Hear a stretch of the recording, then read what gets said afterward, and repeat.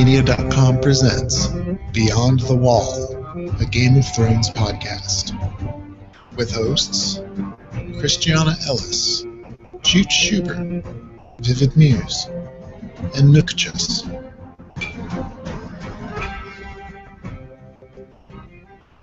Hello, everybody.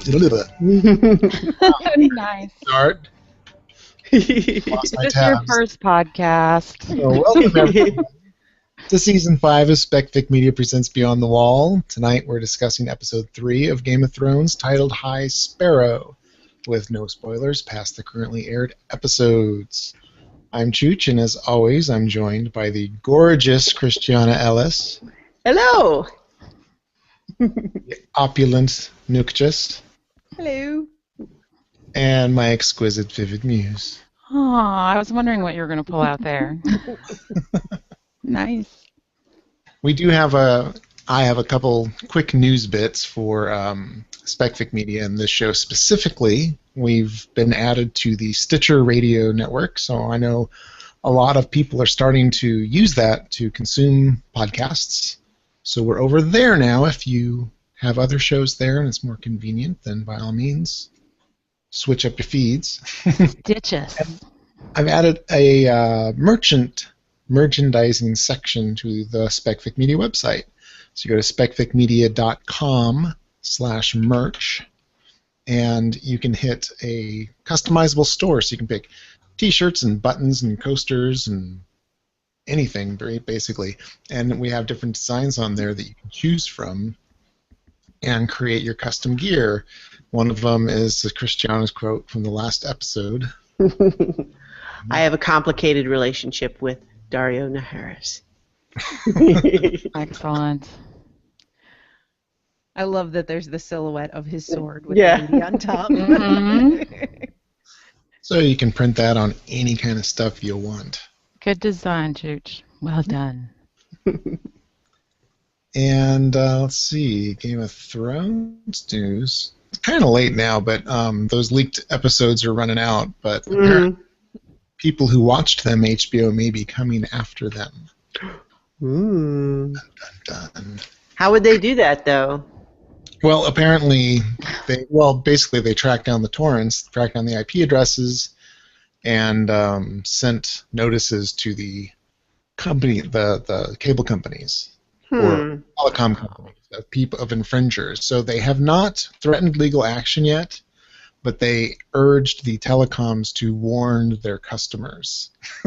So there's a Huffington Post article I'll link to where they have an email that somebody had received from ISP Bell Canada. Someone in the apartment downloaded this, and it has title Game of Thrones, blah, blah, blah, and their IP address and BitTorrent hashes. I mean, have you guys seen... Have you seen Citizen 4? Am I the only one that's afraid? We don't. That was like condition of the proposal of marriage was, okay, but no illegal downloads. I'm not losing my house. Because that's when the RIAA was suing people for like billions of dollars, college students and single moms. So, I made him, he is, we are legit and all that stuff, but we got, I got some cease and desists from people that somebody that gave the wrong email address to their cable company that was downloading, what was it, honey? Some Lady Gaga thing or something like that I had already downloaded illegally. It was Comcast, and we're like, we're not even in a Comcast territory. Yeah, so there are people watching. It's just a matter of whether or not, like Chooch says, anybody cares enough to put all the little connections together and track people down. Or if it's even legally enforceable, really. Well, that too, honey. But that's what courts are for, not my little brain. Yeah. Well, I too see it. For me, I'm less worried about actual prosecution and more just that in general, I believe that if I enjoy content, I should pay for it. And not to say something that's actually given away for free can't be enjoyed. I just, of course, mean that absolutely. I don't believe in pirating stuff. I'm not overly judgy for people that do, but I choose not to do it myself. Agreed. I actually found myself getting kind of annoyed that I was watching Orphan Black on Space.ca, and I was like, why aren't there any ads? shouldn't there be ads? Shouldn't I be watching ads? and everyone I was talking to was like, why are you complaining? I'm like, well, because I want them to continue to give me Orphan Black online because I don't have a TV. So why aren't there ads? Your taxes pay for it? What'd you say? Don't your taxes pay for it? Not for the Space Channel. That's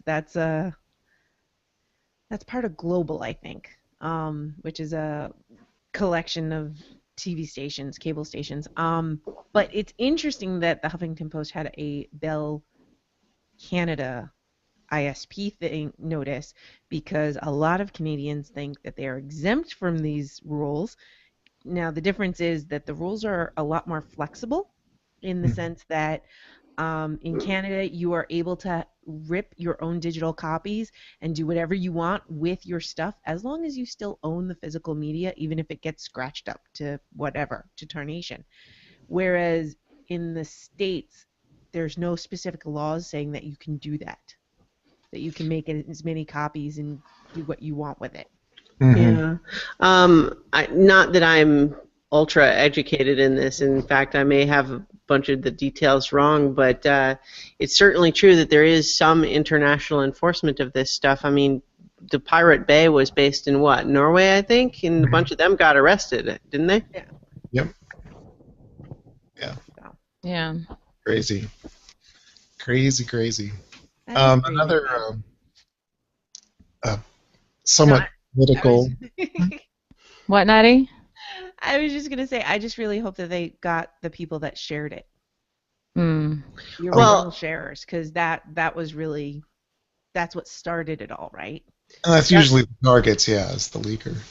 One of the, depending on how they do the screeners, they may have better luck with that, because at least with Oscar movie screeners, I believe that they have these little these things that they do where on it'll be on just one frame at a specific spot, but it'll be a specific pattern of dots that is a unique code to who that screener is being sent to. Yeah. That would indeed be very cool, because I know that there was a watermark and they blurred the watermark. Yeah. But it'd be very cool if there was a single frame in there and that they're like, dude, we gave you a screener and you leaked this. Yeah. Now, that said, it's all, sorry, I don't mean to keep us on this. That's fine. But what it also might be is there might be a little bit of wink, wink, nudge, nudge enforcement here, in the sense of like, okay, we get it, you guys. Look, we have to make a fuss about this. We have to say something. We can't just let it slide, but how hard are we trying, really? That's all speculation on my part, though. I don't have any inside information. That kind of goes along with, I forget the guy that said it, but I think it was one of the two big guys, if not someone else that worked on Game of Thrones a couple of years ago, saying, because they talked about how it's the most illegally downloaded show there is, and they said, look, that's the best advertising we could get. And yeah, we'd rather you pay for it, but at the same time, because so many people are downloading it, everybody is watching it, and it's become a phenomenon. Mm-hmm. So, yeah, we'll see. It's another political area. The White House Correspondents' Dinner here in the US had a very funny moment and had a Game of Thrones reference thrown in. There's a Key and Peele character that is the anger translator to the president, who expresses the things the president can't really say. And in the skit, so I grabbed the clip. They're talking about campaign finance. And it's not just Republicans. Hillary will have to raise huge sums of money too. Oh yeah. She gonna get that money. She gonna get all the money. Khaleesi is coming to Westeros.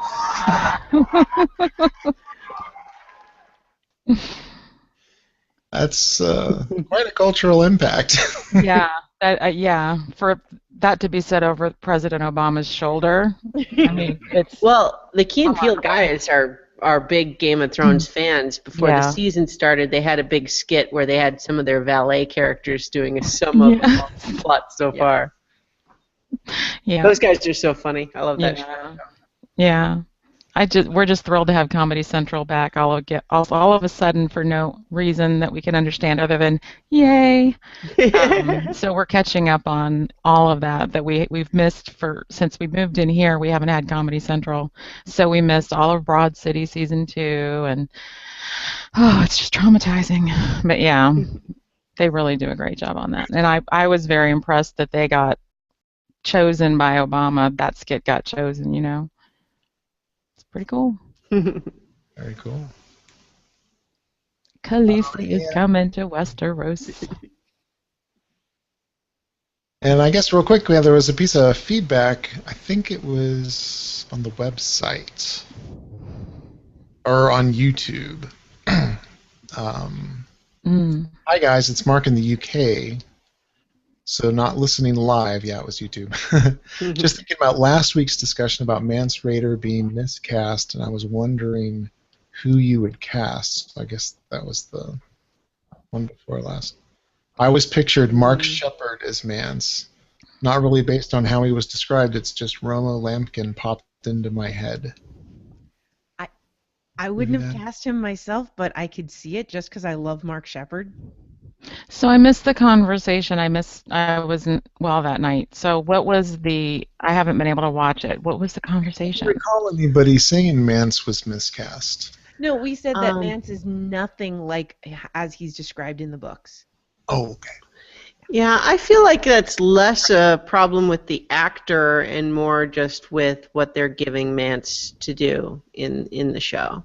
Yeah. He's not able to, there's a lot of stuff that happens in the book with that character that we just don't see in the show. And I think the actor would have been up for it just fine, but they've just really kind of changed the character in the show, and I don't really think that's the actor's fault.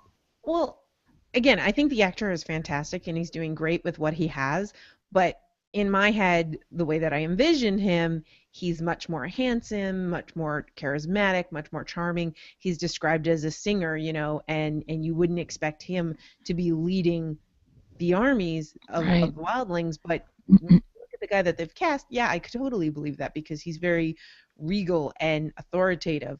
To me, I think I would have cast, and I don't remember the actor's name, but he played Chaucer in A Knight's Tale, and he plays Jarvis. You guys Paul know Bettany. That's it, him. I think he would have been a great Mance Rayder. Well, we're talking English actors because that's what they're casting, right? They've got some American actors. They've got a few. They've got a few. Yeah. I'll have to think about it. I think that Paul Bettany is good. He's a good start for more of what I envisioned of Mance Rayder as well. See, I don't think of him as imposing enough. Right. There's like a raggedy character. Sorry? I'm sorry, I didn't mean to cut you off. No, my point is that, like, to me in my head, Mance is not imposing.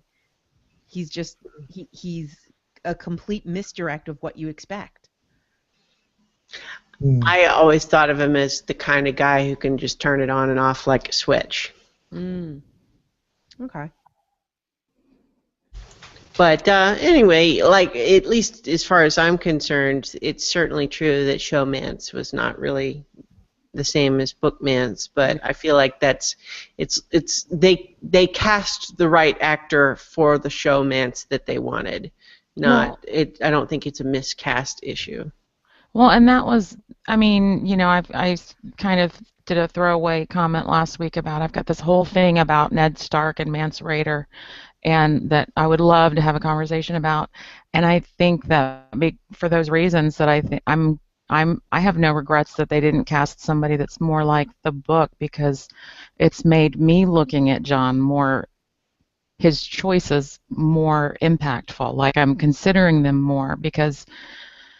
Just to get down to it, just real briefly, my main, Ned Stark raised him. Honor, honor, honor, honor, honor. You do not break your word. You do not break your vow. Honor, honor, honor. Went on this thing, dragged his family along. All hell broke loose. And at the very end, he turned to save himself and was still lost.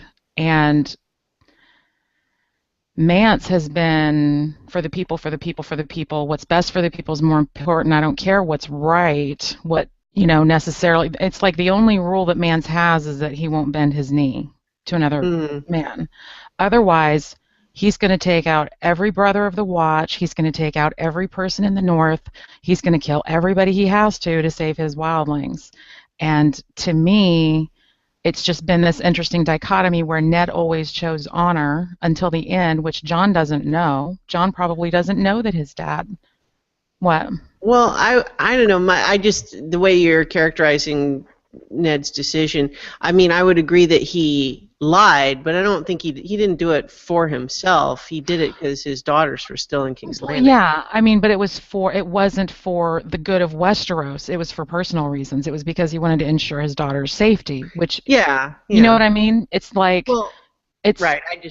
I can see what you're saying. Yeah. That's all. And that from Mance he learned the value of life over the value of honor, because he had to learn with his time with the wildlings, you don't get to pretend to have honor. You're with us now. You're a brother that turned. That makes you a really shitty person. And so he learned how to live with shame of not honoring something. And so he's torn between honoring the oath and saving all these lives. And I just think it's interesting the impact that Ned and Mance have had on him, because I think that they've added weight and maturity to his decisions, and I'm seeing that in him now. And it's only been since he's been with Mance and learned lessons from, how they survive and everything like that, and how, yeah, honor's great, but it doesn't feed the kids at night when they're starving and screaming in the winter. So that's just kind of my thing.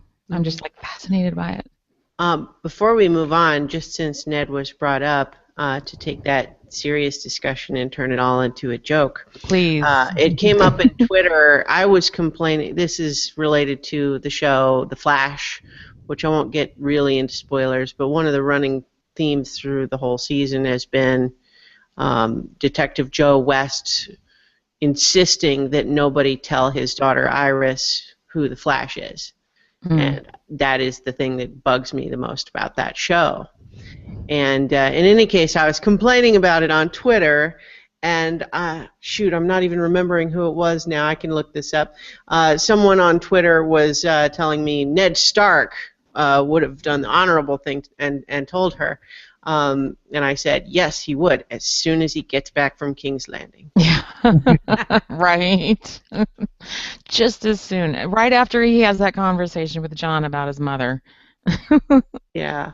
It may have been, let's see. It's Pat. Oh, it was Pat, I think. Yep. Yes, it was. It was Pat. Hey, Pat. By the way, I snagged a question that Novellis posted, I think on Facebook, that we can discuss at the end of the episode. I think it'll fit better when we get to it in the timeline of the episode, if you guys agree. Sure. Well, and it's actually right at the beginning, because the episode starts, we have the opening sequence, and there's still no Dorne. There is, however, Moat Cailin, of all places. We did. We saw it for like 3 seconds. Yeah, that's what I mean. Like, we see it for 3 seconds. There's no actual scenes there. It's just a matte painting, a beautiful matte painting. But I was like, ooh, Moat Cailin, very cool animation. All right, where's Dorne? No Dorne. Okay, so we'll get a scene at Moat Cailin. Nope. Yeah, that was bizarre. You did. You got a shot of Moat Cailin. You at least saw Moat Cailin as they were approaching it and blah, blah, blah. But we actually had a scene in Dorne last time and no Dorne in the credits. But maybe that's why. Well, we may get more, but I'm just thinking it's also true that we actually may get more scenes in Moat Cailin later. Yeah. I have a question. Chooch, any idea where Moat Cailin is? Any significance? I remember it, kinda. Thank you, Nutty. I had that in my notes to ask him when we got to it. Yeah. Like, if you didn't read the books, would you even care about Moat Cailin? Would seeing this beautiful matte painting make a difference? And then, of course, you'd probably have the same thought that I did. Oh, the next scene we see Sansa and they're at Moat Cailin. No, that's bypassed. But at least it puts it on the map, because we actually do. He has heard of Moat Cailin before. He just doesn't remember the context. So. Yeah. All right. So let's get started. Let's go, baby. Let's start this. So, well, I mean, so we jumped straight to the House of Black and White. Mhm. And I thought that was the natural place for Nobilis's feedback because we enter the, I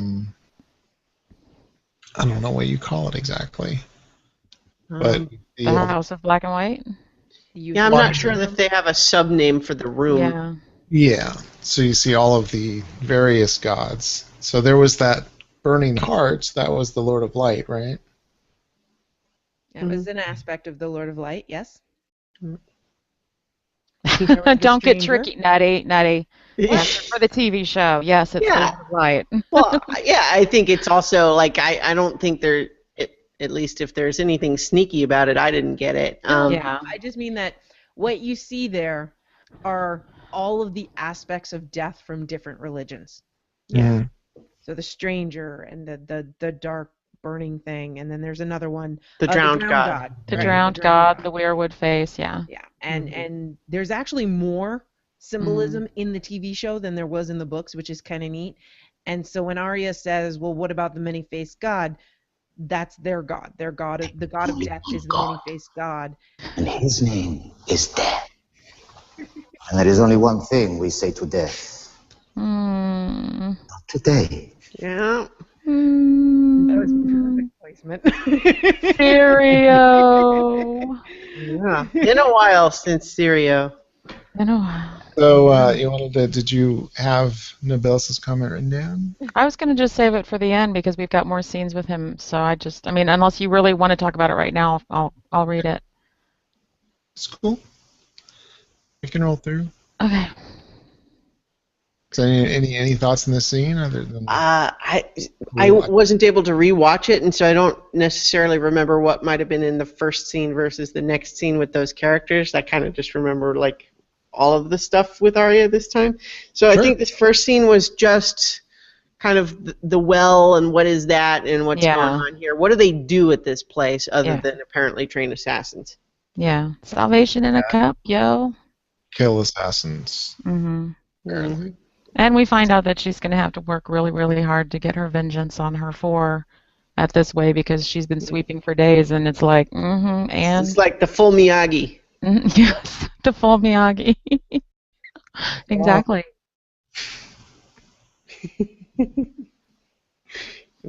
Have to sweep the floors because that's a move that you have to do as a faceless Right, man. it You have to go like, whoosh. It's like slitting the throat of a sleeping person. That's what it is. Well, the best assassins are the ones that pretend to be the help, and so no one notices them.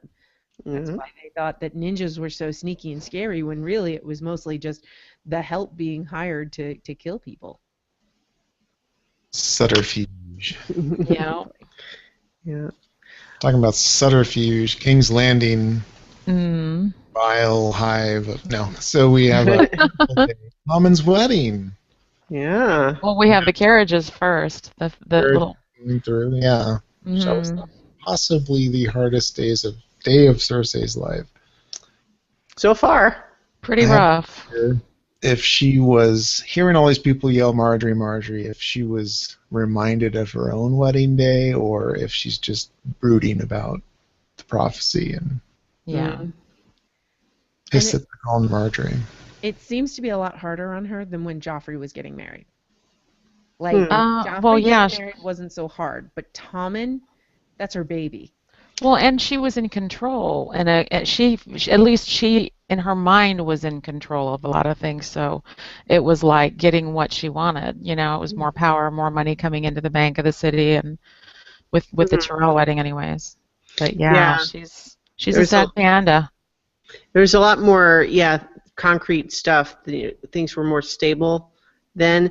Plus, I think there's also the element that, with Joffrey, there was less of this sense of Marjorie's going to poison him away from me.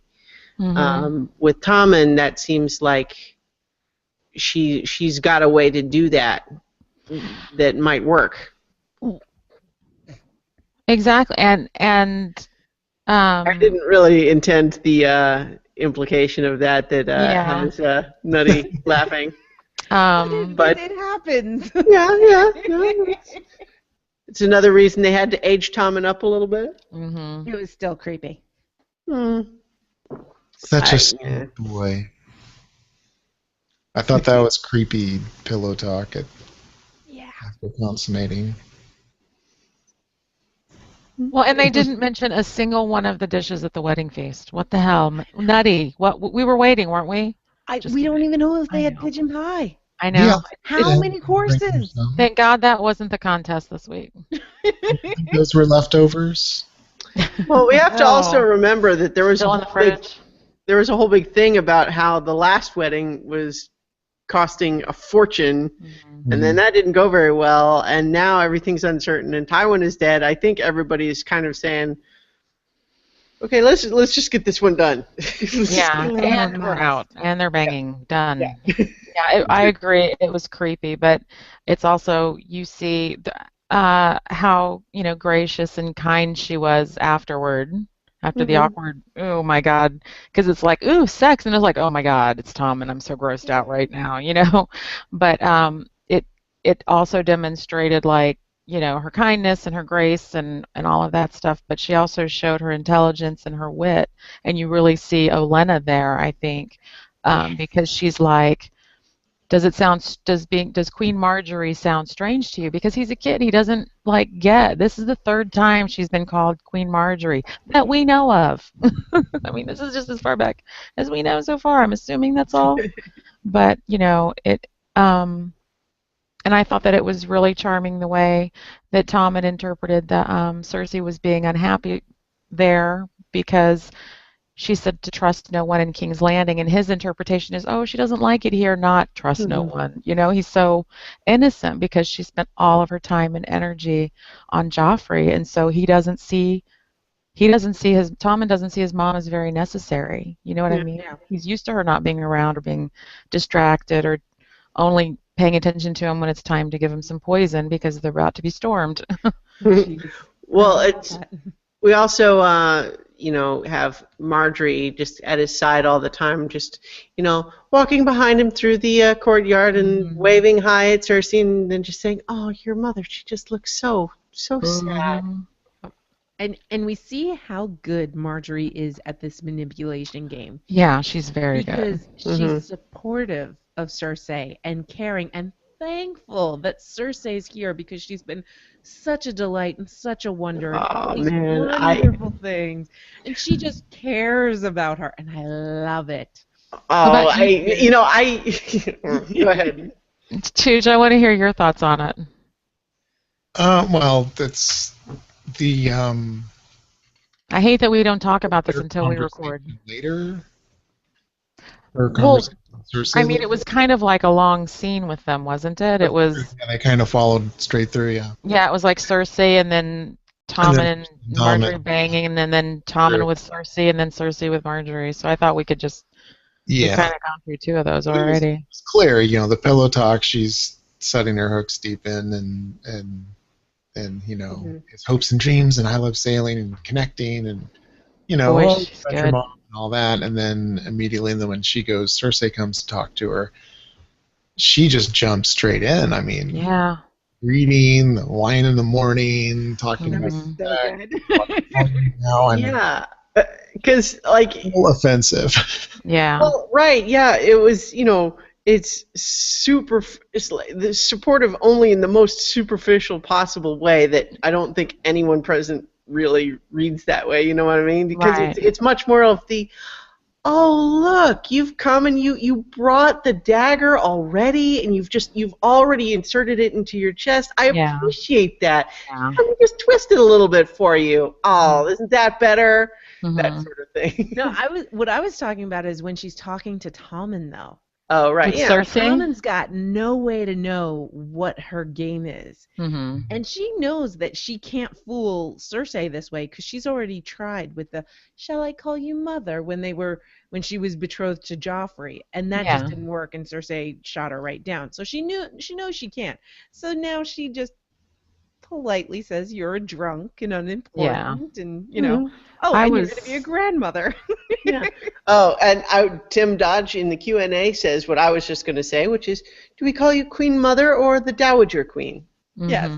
Yeah. I thought it was interesting when Tommen was with Cersei and they were walking together and Cersei was trying to make her little digs, oh, she's such a doll. She's always smiling. Is she intelligent? I can't really tell. And then she immediately finds out just how intelligent Marjorie is because Tommen immediately says, I don't think you're happier here. I think you should go back to Casterly Rock and, blah, blah, blah. And it's because you said this and because you said this and it's because you said this. And it's kind of like she knows exactly where that came from. And that's why she went to Marjorie next. And it's like this kid is just so totally manipulated by the two vaginas in his life that he just is like lost a little kitten. But, I mean, he's basically a teenage boy. So we know which vagina he's going to end up listening the most to. So I have a question for you guys. What did you think about Cersei in that scene with Marjorie? Because obviously we just talked about what Marjorie was doing there, that, oh so helpful knife twisting. But Cersei, at least to me, seemed like she was feeling maybe a little bit beaten, like maybe I should actually try to play nice a little bit. Yeah. I don't know, but I wasn't sure. What do you guys think? It does seem like she's she's learned up her to lesson. something. Sorry, go Chooch, go ahead. I think she's up to something. I think that she's setting something in motion. As we know here later on, she's sending those to Baelish and who knows what else. Now that could just be her flailing, casting lines and going down. But I'm thinking she's going to do something that's going to force Marjorie to come to her. Yeah, I mean, the way I read it is that certainly after that scene she was. But I was thinking of it, at least how it played to me, was that in going to see Marjorie, she was maybe actually thinking, maybe I need to offer up a little bit of an olive branch here. Maybe we need to try to have this calm down because I'm a little bit worried that I'm going to lose. Yeah. And I need to maybe try to settle this a little bit better. But then when Marjorie acted the way she did, Cersei left thinking, okay, no, that's not going to work. I need to do something. Christiana, I agree with you. I think she looked very sincere before and after she went in, so, and I think Cersei deserves every little bit of it, and Cersei knows she deserves it, but I still felt sympathy for her because she's lost literally every other reason that she lived for so fiercely. Her oldest son, her daughter, now all she's got left is her son, and she's just trying to hold on to some little piece of his life.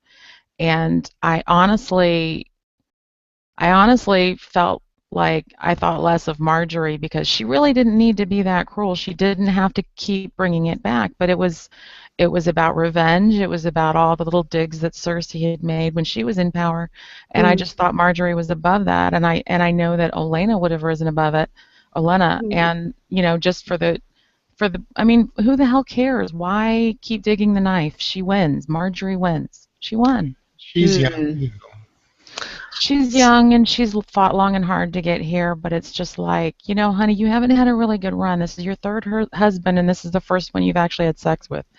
Slow your roll. You haven't really achieved anything yet.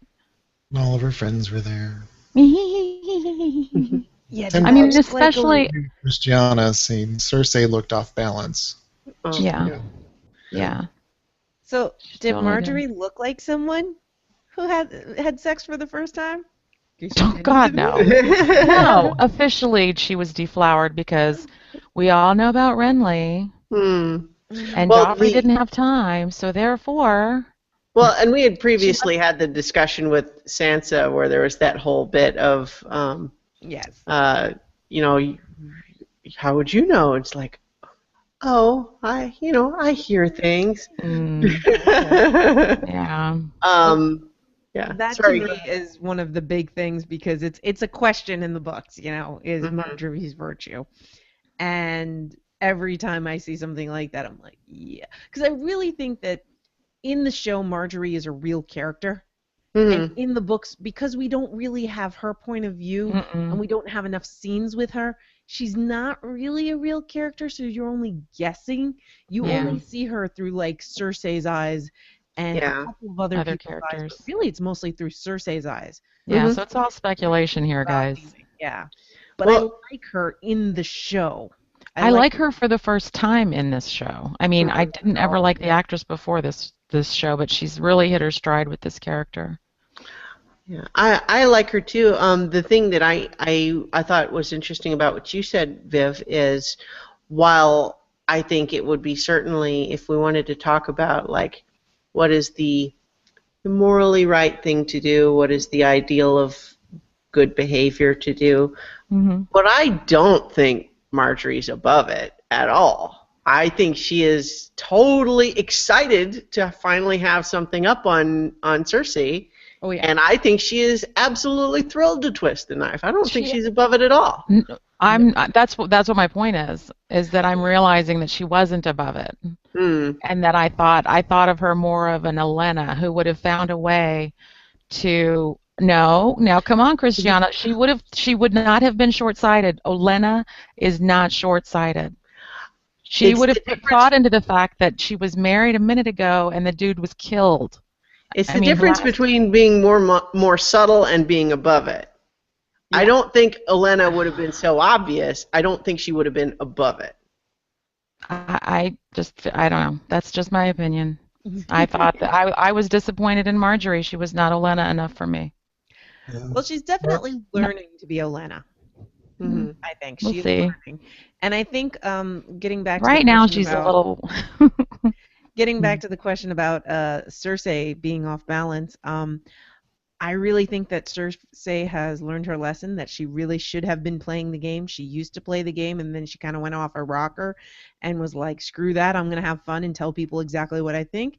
Yeah. And then her son died, and her dad died, and she lost her lover, and She lost her she lost daughter. her daughter, Yeah. and now her son's married to this woman that she thinks is going to replace her. So she realized, oh, shoot, maybe I should play the game a little more. Yeah. And she's continuing to push that because at the end she says, anything you need. I mean, coming at it from a mom standpoint, you got one kid. We've got 3 kids in 3 states. We were having this conversation earlier. 3 kids in 3 states. So like you're always trying to be near one of them. And she can't go live in Dorne for obvious reasons. Joffrey's dead. That leaves Tom, and she knows Marjorie's going to ship her off as soon as she can. I can understand her wanting to hang around, whether it's game related or not. On a personal level, she's got 2 kids left and only one she can be near. So I think that's where the at least more believable acting, if not sincerity, in Cersei's olive branch, so to speak, at the beginning of that one scene with her and Marjorie. But I don't know. What do you think, Chooch? I don't know. I wonder if I part of me still thinks maybe she's plotting something, and that's why she's planting the seeds was going there and planting the seed of if you need anything. And I think Marjorie, other than being young, seemed to be a theme through this episode of how beat the Lannisters are. Yeah. And it may be that they just feel, she's a Lannister and they're done. Yeah. So they don't need to look forward and think about. I don't think it's public knowledge necessarily that they're broke, but that Tywin was held everything together, and everything else is just going to fall apart. Yeah, Kevin made that very clear before his exit last episode. Took his bond. I feel like I'm being contrary this evening. I want to disagree a little bit with Nutty now. I feel like it's not that. Well, okay, maybe I'm agreeing with you in a different way. She'll agree with you, but she won't concede it. In the sense that Cersei is changing her game up. But I feel like it's not so much that she feels like, oh, I've not been playing the game and now I need to start doing it again.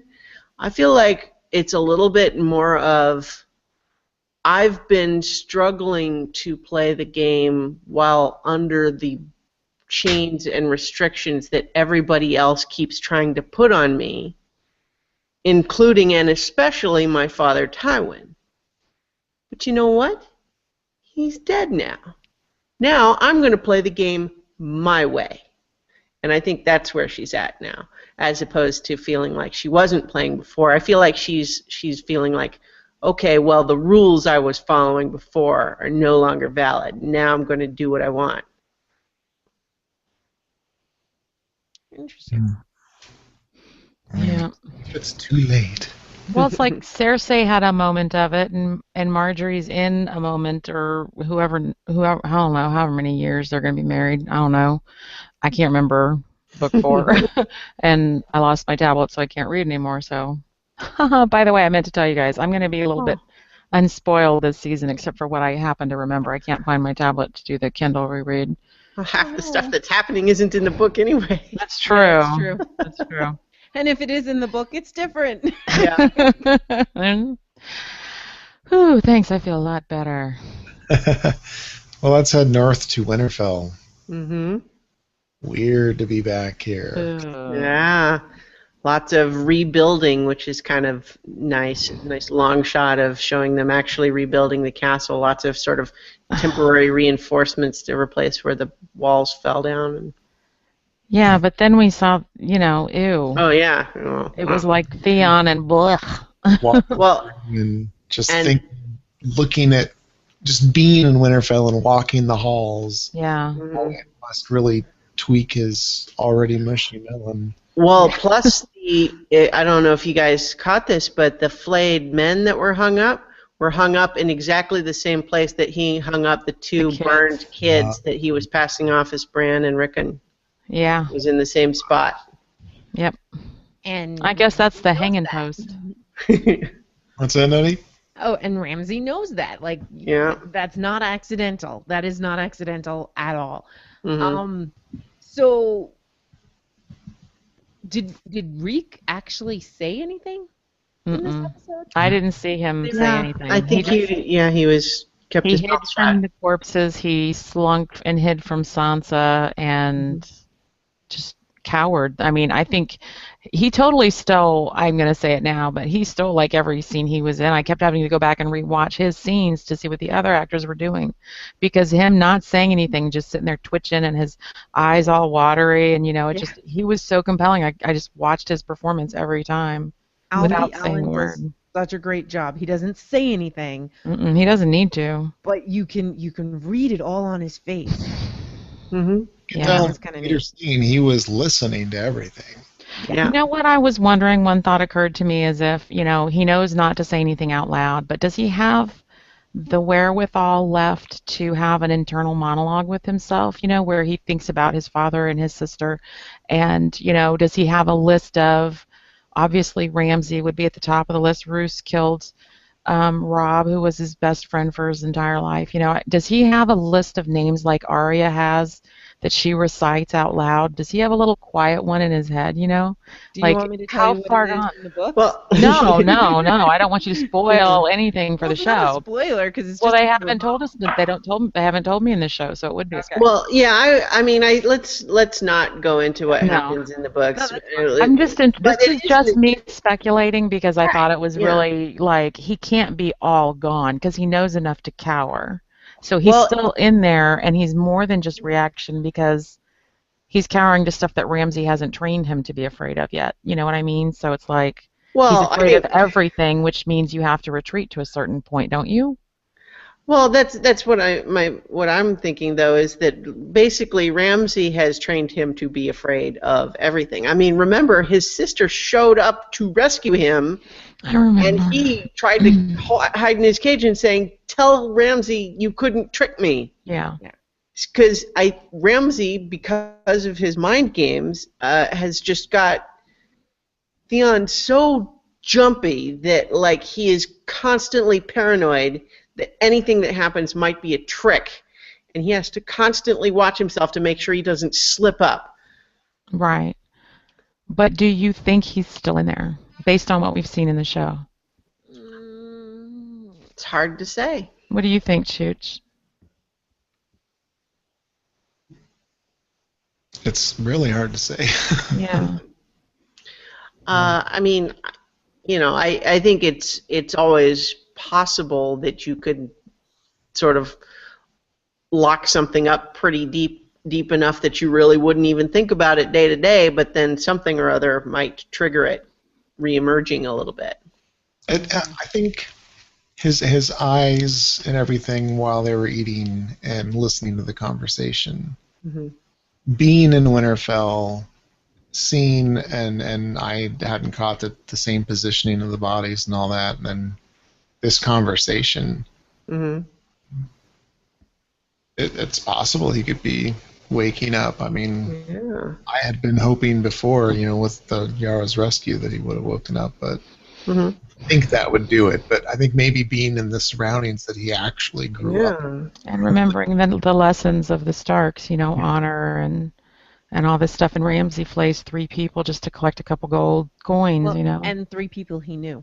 Yeah. They were close bannermen. They were the Serwans. Does anyone else think that they might be making us compare Ramsay subconsciously to Smeagol? Because when they every scene they showed him in this episode, he looked like that mid-change version between Smeagol and Gollum. He just gets more and more gnarled and leprechaun-y. I mean, do you think they're doing that on purpose? Because they don't need to. I think it might be an example of what in biology they call convergent evolution, in the sense that it's coincidence. That's my guess. I don't think that you're wrong that there's some similarity there, but I think it's more a matter of his face trying to look like a creepy asshole, like Ramsay's supposed to be. And that just kind of happens to also look like when they were having Andy Serkis try to look like a creep as Smeagol. Yeah. So I think it's coincidence, but it's directed in the sense that you have 2 different people kind of going for the same vibe. Yeah. Getting back to the Theon thing, I think that Alfie Allen is portraying Theon as he is in the books for men's sake. So that's and it's fantastic. I'm amazed that he's doing it this well. And the actor playing Ramsay is creepy as ever. Can you just stop eating and listen to me? I mean, that was just that was so great. Chooch, it's funny, even though I'd thought about it, just the way you kind of put it, the idea that specifically being in the Winterfell surroundings and might be what might cause Theon to resurface a little bit within Reek, specifically because I think it's absolutely true, just in terms of human psychology, that if you are placed in completely different surroundings with completely different people, it would be easy to kind of just slip into a different sort of persona there.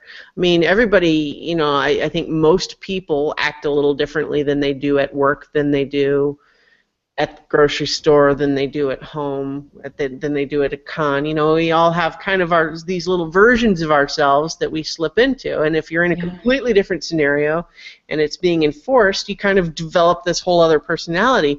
But then when you start getting all of these little triggers that are like the other one, I can see how that might start to trigger some of those things. Absolutely, I agree. And then with you 100%. seeing Sansa, when he sees Sansa later on, it's like they had dinners together. They rode together. They were like a family together. Well, if you think about it, he spent more time in Winterfell and with Sansa than he ever did with his own sister. Yeah. Or his father. Like exponentially more time. Yeah, he really does have more loyalty to the North. Or should, which is why his betrayal was such a big deal. Yeah. Yeah, and I kept expecting that them coming together. It's got to happen at some time, obviously. I mean. Yep. But so yeah, they're having the dinner and talking about really the way to make things happen politically is a wedding, and it had never occurred to me until he said it, and sure enough, they show them riding up to Mount Caelan. I'm like, no, no, no, no, no. So I tweeted after the episode, I said, no spoilers, but at a point during tonight's episode, I made a noise. It was not a quiet noise. And this is when it happened, when they cut to Sansa, and I was just like, and I'm not going to make the noise into the microphone now because, as previously stated, it was not quiet. But because the thing is, now that they've done it, it's so obviously a good choice for the show to make, but I didn't see it coming, and it's just like, because of course we don't know where Sansa was going to go, like, you know, at this point in the books, but this is not what happened. And yet I love this change. I think it's fantastic. But again, it's like I didn't see it coming. My brain had not connected those dots, and then as soon as it happened, I was just like. So is it something that you can tell us without something that might be coming up in a next episode? No, it's there's a wedding. There's talk of a wedding, but it's not Sansa. They've condensed the roles like they do a lot. They've taken. People talk about how there's a lot of characters in Game of Thrones and I can't follow it. Well, there's a lot more in the books. Yeah. There's so many more in the books. Just like with Arya, with Ross. Jaqen H'ghar is not the faceless man that she's training under. Right. He's a total stranger to her. Somebody else that we already know. So in the books, it's someone else. Yeah. And they've condensed it. Yeah. In the books, I believe it was one of Sansa's friends. Yeah, it was her servant. And specifically, though, they were passing her off as Arya.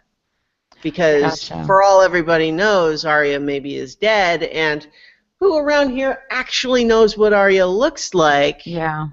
And so let's say this girl is Arya. She's a northerner. That's right. That's right. Okay, yeah. But and then there was also it specifically tied into Theon, because Theon is the only one around who might know what she looks like.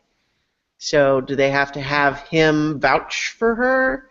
But all of that was kind of overcomplicated, and it would require us introducing this other character that we don't care about or didn't care about. So this change is so perfect, I think. I think it's great. And didn't Theon kill her father, too? Wasn't her father one of the people that he killed? Or did her father die at King's Landing? I can't remember. That might be right, but I don't remember. But yeah, there's so much. It's like a big puzzle, and it's so complicated, and it seems really important when you're reading the book, but when you're watching the show and they make this change, at least I agree with Christiana here. I'm sure there'll be lots of book readers who think it's complete BS, but I'm sitting here going, yeah, that makes sense. That makes it a lot simpler, because there's no way you're going to get that whole puzzle on the screen without it looking like gobbledygook. Mm-hmm. Yeah. There's one aspect of it that I feel like I don't have a handle on yet, and maybe this is by design, like we're not supposed to get it yet, and in fact that's my guess. Yeah, me too. We know what the Boltons see in this, because we've just established that they're alienating a lot of the people that they're ostensibly ruling over, and you get a lot of these, former Stark bannermen who might just wait until it looks pretty clear that the Lannisters aren't coming anymore, and then say, you know what, we don't really want Bolton in charge of us anymore. And so they need something to try to re-solidify that. It's pretty standard. We get it. Mm-hmm. What's Littlefinger's angle in all this? Like, what is he getting out of this? Because he pitches it. He said it. He kind of said it later on. Though. I think he has two different versions. One that he says to Sansa, and one that he says to Roose Bolton, that are completely incompatible. But I think he's more likely to tell Sansa the truth to keep her in. I mean, he needs to keep Sansa. To me, in my mind, his end game is he's got Winterfell, he's the king, and he's got Sansa at his side. I think he sees himself on the Iron Chair, on the Iron Throne. I don't think that's a surprise. I think that he is. I think he's. I was really kind of blown away with this scene he had with more with Ramsay later on than this scene with Sansa on the hillside trying to talk her into marrying Ramsay. But the thing that really struck me most about that scene is that he is so good and he is so creepy and he is so manipulative. And he's also right, because her upbringing has really only made her good for impacting the game and getting vengeance, which revenge and vengeance is a huge theme through this episode, is that she can either marry somebody or she can starve herself to death, which is what she said, I'll starve myself to death before I marry him. And it's like, who thinks of that? Oh, somebody that's been raised to think that they have to follow and do everything and be good little breeders, and so it's just the power that I just think it's neat, because she shows that she's a Tully and she's a Stark. She's got that fire from Catelyn, and then she's got that honor and reserve from Ned, where she just came through, So before I say my cryptic theory, I want to hear what Chooch thinks Peter Baelish is doing here. Clearly, he's always up to something, and oh, Peter, I have to wonder if there's layers I'm not getting, because at face value, avenge them by going to Winterfell and making babies with the murderers. Yeah. Well, and that's what I think. Or is it more a vague trust me? Yeah, I think it's the latter. That's how I read it. What about you, Nutty?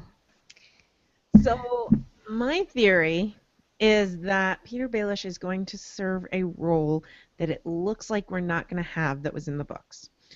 So it's going to be a little switching of roles here. Okay. Let's not go into it then. That Chooch is right, though. I think that Peter Baelish has a plan, and that there are many layers, and we can't see this plan. Right. He's not going to tell Sansa the plan, because that will just screw it up. Well, he's not going to tell her the full plan for sure. Yeah, she's not very, even though he's brought her on as his protege, he's not going to give her the whole plan, because she'll give it away. I mean, she's not him. Yeah. He tells her what he needs to get her to go along, is the way I see it. I feel like Peter Baelish, in my opinion, and this is, I'm sure, influenced by the books. I'd like to think that I see this in the show, but I have a hard time separating the two, because Aiden, whatever his name is, does such a good job of playing Peter Baelish. But to me, he has such a desire to possess Sansa. Right. I have a hard time seeing him just giving her away, and that just giving her to a Bolton of all people, and not even to try to figure out Ramsay or anything, makes me think he knows exactly the kind of person Ramsay is, and he's got plans with layers, and we don't know what it is yet. Well, and for me, I think the finest moment of acting that he may have done so far this season, which isn't saying much, but it was really powerful. It was the scene that he had with Ramsay, and it was, I made a note of it. It's later on, but since we're talking about it now, it was basically when he was saying to Ramsay, they were talking about the raven that had come from Cersei in the night, and how trust and blah blah blah, and you're not. And he said, well, you took a pretty big gamble too when you stabbed Robb Stark in the throat, and paused. Did not mention Cat. Yep. Did not mention the fact that Ramsay also was key for the love of his entire life, having her throat slit and thrown on the trash. Huh? You mean Roose? Right, Roose. When he's meeting, when Roose is meeting with Peter later. Yeah. And he's saying those things, you about how you're taking a gamble going against the Lannisters. And Peter very honestly says, I think he shows his cards when it's to his advantage. The Lannisters have no power. They're dealing with that. I don't feel like I have to deal with anyone. And look what we can do. Look what happened the last time the Lord of the Vale and the Lord of Winterfell came together. It changed everything. And so, I mean, there are layers and things like that, but I think that as watchers, we can see that whatever he's got going on with Roose and Ramsay, if he lets go of Sansa, it's because he thinks it's going to be short term. You know what I mean? I think he wants to kill Roose like nobody's business. But look on his face. first thing that popped in my head was he's setting up another red wedding scenario, Right? but for the benefit of who? Yeah. Him. Himself. It could be the Lannisters, but I mean, it has to be for a bigger alliance. It has to be climbing the ladder, But right? if he then married Sansa, then he would be the Lord of the Vale and the Lord of Winterfell. He's her uncle by marriage, though. Now, I think that would be tricky to sell to anybody. But there's no blood relation. And it's True, Westeros, but baby. it's Targaryens married brother and sister, you know. Well, so again, like this is all speculation, and I even, you know, to some extent, I hesitate, you know, beyond base motives. Like it's hard to, like I could guess at what his plan might be, but what if I guess right? Then it feels like a spoiler or something. Right. So I'm going to maybe refrain from actually going into details about some of these ideas, but right on. I do agree that he did not tell Sansa the truth, or at the very least, not the whole truth. Like he may have given her just enough of it for her to go along with him. Yeah. Even though I felt that what he gave her was a little bit less than I would have found persuasive. Like, because there's this whole thing, use this to avenge them, and I would be her thinking, okay, how does this avenge them? To give them what they want and solidify their power in my old home? But he implied that there was more, that he had bigger fish to fry. But did not explain. No, he does not explain. That's the piece that I feel like if I were Sansa, I would have insisted on. Turn from I'm going to kill myself to I'm going to starve myself. Yeah. Yeah. Now, once she's on and board, I think he pulled an unfair punch. They're looking over Moat Cailin. They know that she knows they're going to Winterfell, and he gives her, when he's done saying, you know, this is for vengeance, this is for them. When she leads forward, he gives her a very parental kiss on the top of the head, as he's talking about revenge for her parents. And I think that was a very powerful, subtle message. He didn't kiss her on the cheek; he kissed her on the head like a parent would, evoking even more protective feelings for them. Brilliant. So, what did we think of The North Remembers? Loved it. Goosebumps. Yeah, I think it is that plus the element of the former Stark bannerman that Ramsay flayed there. It seems like they are laying some groundwork to suggest that there are parts of the North that are still very much not on board with Bruce Bolton as the Warden of the North. And what's happened to the Stark family. Yeah. Which is good, just because we really haven't spent any time up there except up at the wall for a long time now. We haven't really heard from anybody up there in a long time. Yeah. We have Brienne and Pod overlooking the Moat Cailin. Breakable pod. I felt like the only reason to show Moat Cailin at all, unless we get more scenes there later or something, the only reason. I'm sorry, that was cute. The only reason is to set up the idea that somehow that's why Brienne and Pod are going to have to fall behind and not be following as closely, because it's like we can't follow them through that road without being spotted. And that means we have to go around, which is much longer. I was curious about the fact that they didn't even tie it to Jojen and oh my God, I've forgotten her name. When are they going to show them again? Mira. They're in Mira. Yeah, so like that's where they're from, honey. That's why you've heard Moat Cailin before, right? They're frogmen. That's where the frogmen are, the swampy, and that's where Jojen and they used sticks to catch. I mean, catch me if I'm wrong, Christiana. Nutty's I don't remember if it's Moat Cailin specifically. I thought they were smaller. But it is this swamp stuff. Yeah. Okay. I at least got the swamp part right. Yeah, I believe you are correct. They're from the neck, that region, but I don't know if like Moat Cailin was where they're from Greywater Watch. Okay.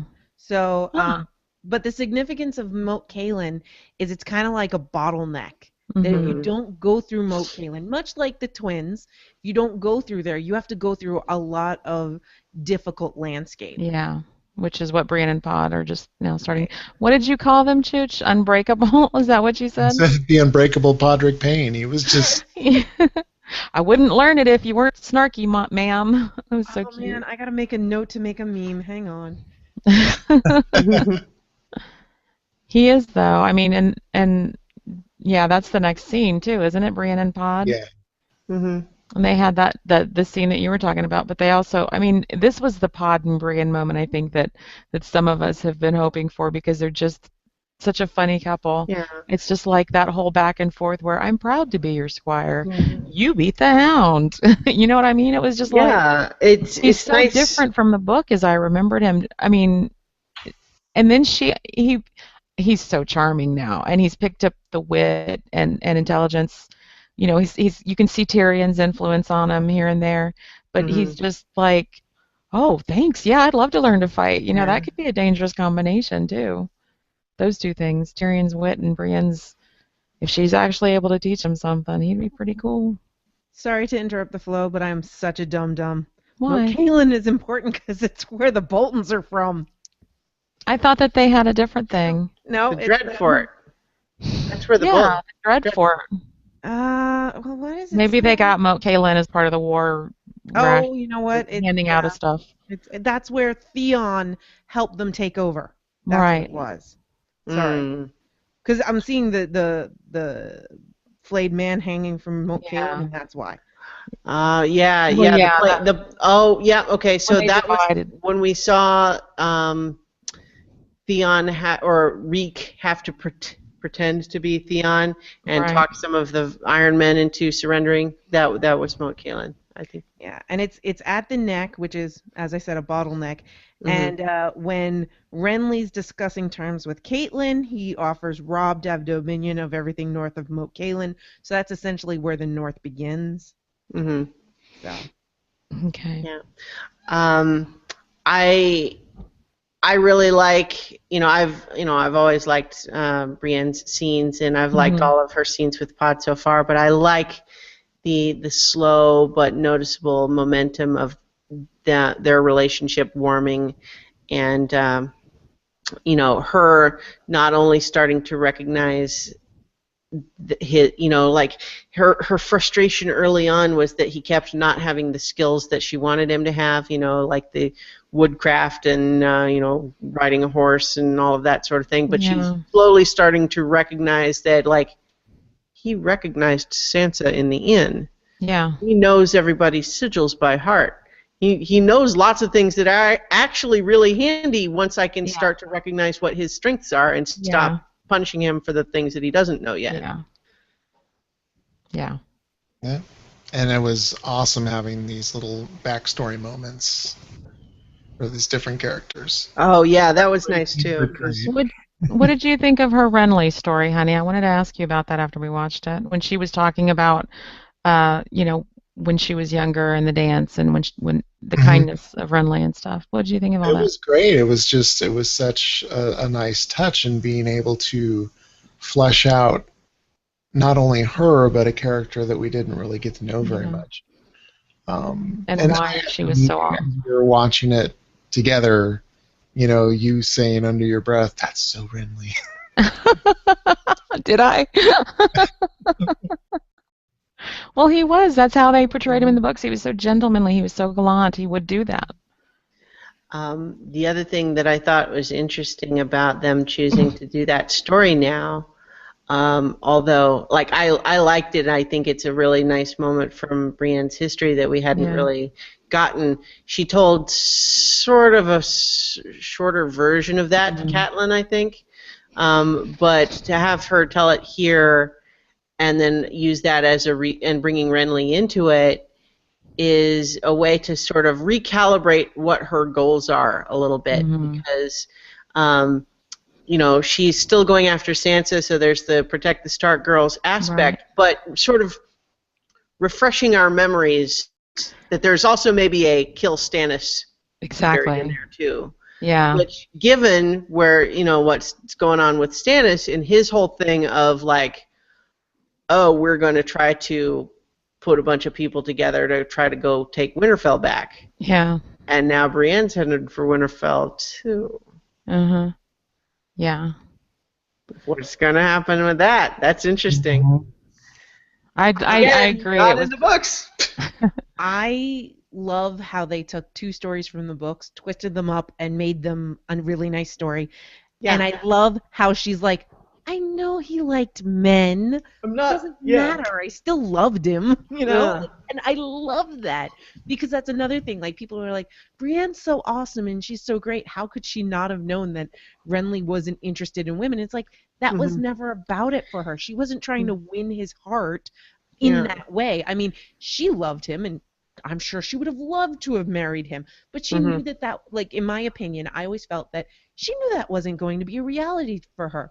So for her, an even more intimate relationship would be to be of his King's Guard, to be considered one of his best friends. Yeah. And they often made a joke that, you know, Renly thought of her as a joke, but that she didn't care what other people thought. She only cared about her interactions with him. And I love that she's like, yeah, I know, I'm not stupid. Yeah. And I love that they brought up the title of Brienne the Beauty. Yeah. I don't even think it was ever about, I don't even think that, I don't think she ever wished to be with him romantically. I think it was just about, I don't think it was like a romantic, sexual, passionate thing that she felt for him. I always interpreted it, at least in the books, when it wasn't so obvious that Renly was gay. Right, yeah. It was much more subtle there. I didn't get it until it was pointed out. But the way I had always interpreted it in the books was, a little bit more sad, in the sense that it's not so much that she didn't want it as much as she accepted in her heart that it would never happen, because she believed, well, look at me. How could, he is wonderful enough just to be kind to me. How could I ever expect him to want any more than that? And so that's kind of how I had interpreted it. I may be drawing on the Marjorie. Underapprecate or underachieving to not even ask that of him. But what I thought was also just a nice little parallel is to have the whole element of her story being she loved Renly so much because he was able to see past the things that others mocked her for to see what she really was good at. Right. And then her watching Pod listen attentively, compassionately, and realizing everything that he's been helping her with. Not in a she's falling in love with him sense, but just in the sense of recognizing kindness. Yeah, and this idea of maybe seeing past the things that other people might mock him for and recognizing what his strengths are. Yeah. Exactly. Like she's Renly and he's Brienne now. Exactly. Yeah. Which is great. Yeah. And I nice. I love those two. That was a great scene. Now. And she's gonna train him, and it's all exciting, and he has the knowledge that he needs. Like, Tyrion gave him knowledge, and she's going to give him the physical feats that he needs. Oh, that's what I was saying. He's gonna be a scary little he's gonna be an interesting character if he's able to pick up on both aspects. He's gonna have brains. He's gonna have tactics. That's what it's called. Strategy, and he's already got that natural gift. Yeah. Oh, yeah. Triple threat. So, before anybody writes into us at how wrong I am, in the books, Moat Cailin is controlled by the Reeds. But for a long time, they're not actually there. It's held by other people. In the show, it seems that they're not from Moat Cailin, unless I'm misinterpreting. Like I said, it was in my head that it was Moat Cailin. But you're right. Yeah. They definitely had control, and it's one of the reasons why Maester Luwin said you have to hang on to Mira and Jojen, because as long as we have them as hostages, Howland Reed won't rise up against us. Yeah. Theon had control of Winterfell. So there's that. Wow. Westeros is complicated, y'all. I know. Dang, y'all. And keeping the book straight from the show is challenging. Yeah. Let's keep heading north all the way up to Castle Black. Mm-hmm. We have Lord Commander John's office. Oh, man. There's That's right. some more great stuff happening all over the place in this episode. Oh, he's picked a steward. Mm-hmm. And it's Ollie. Yeah, and I like, this is just a little subtle bit with Ollie, but I like them setting up that John's whole thing about being more understanding of the wildlings, and this recognition that not everybody feels that way, and there's kind of a cut to Ollie not feeling that way. Exactly. Precisely. Yeah. And it's good that he chose Ollie, not a friend, Yeah. to be his steward. Because what better way to get an idea of opposition? Well, but not only that, but I mean, it even spoke to his ability to look past the fact that Ollie killed Ygritte. I mean, he was able to rise above that, which is not gotta be kind of tough. I just thought of something about how the show might handle a certain thing that I will not say because it has not happened yet. I saw the Eureka. Yeah, I saw that too. So, John declining, and I have to respect his decision. Yeah. Yep. He lays it out. And Stannis, too, through this scene, he's a little gruff with how long are you guys going to be here, but immediately steps back. John gives a reasoned answer. Winter's got food concerns, got all that, and it was a small interaction, but it gave just the sense of Stannis, how you can see why people would follow him. He's very commanding and honorable, and it gave me first, I could see him up on the throne. I could see him running things. Now get Melisandre mixed up in there, everything goes to shit. Yeah. Well, I think a big part of that was that John's reasoning was in line with Stannis' ideals. He gets that. And so seeing John react this way is making Stannis think, okay, well, he's not giving me what I want, but I get it. I get him. I can deal with him. I can work with this. And so, okay, let's not turn what could be an ally into an enemy, and just move forward. And so I liked that, and I just love Davos every time he's on screen, but also just this element of what made me laugh just thinking about it just now was we played the clip of Obama's anger interpreter, and I feel like Davos is Stannis's compassion interpreter. Yes. Yeah. Diplomacy interpreter. He's the filter. Okay, I know what Stannis just said, but here's what he really means. Yeah. He sounds grumpy, but it's because he cares. But Davos is smart too, because he has Ollie recite the actual pledge, and it says shield that guards the realms of men. That's not just this one little castle out here. It's not just these people. You're supposed to be thinking of bigger people if you want to really literally interpret that, if you want to dig into the words.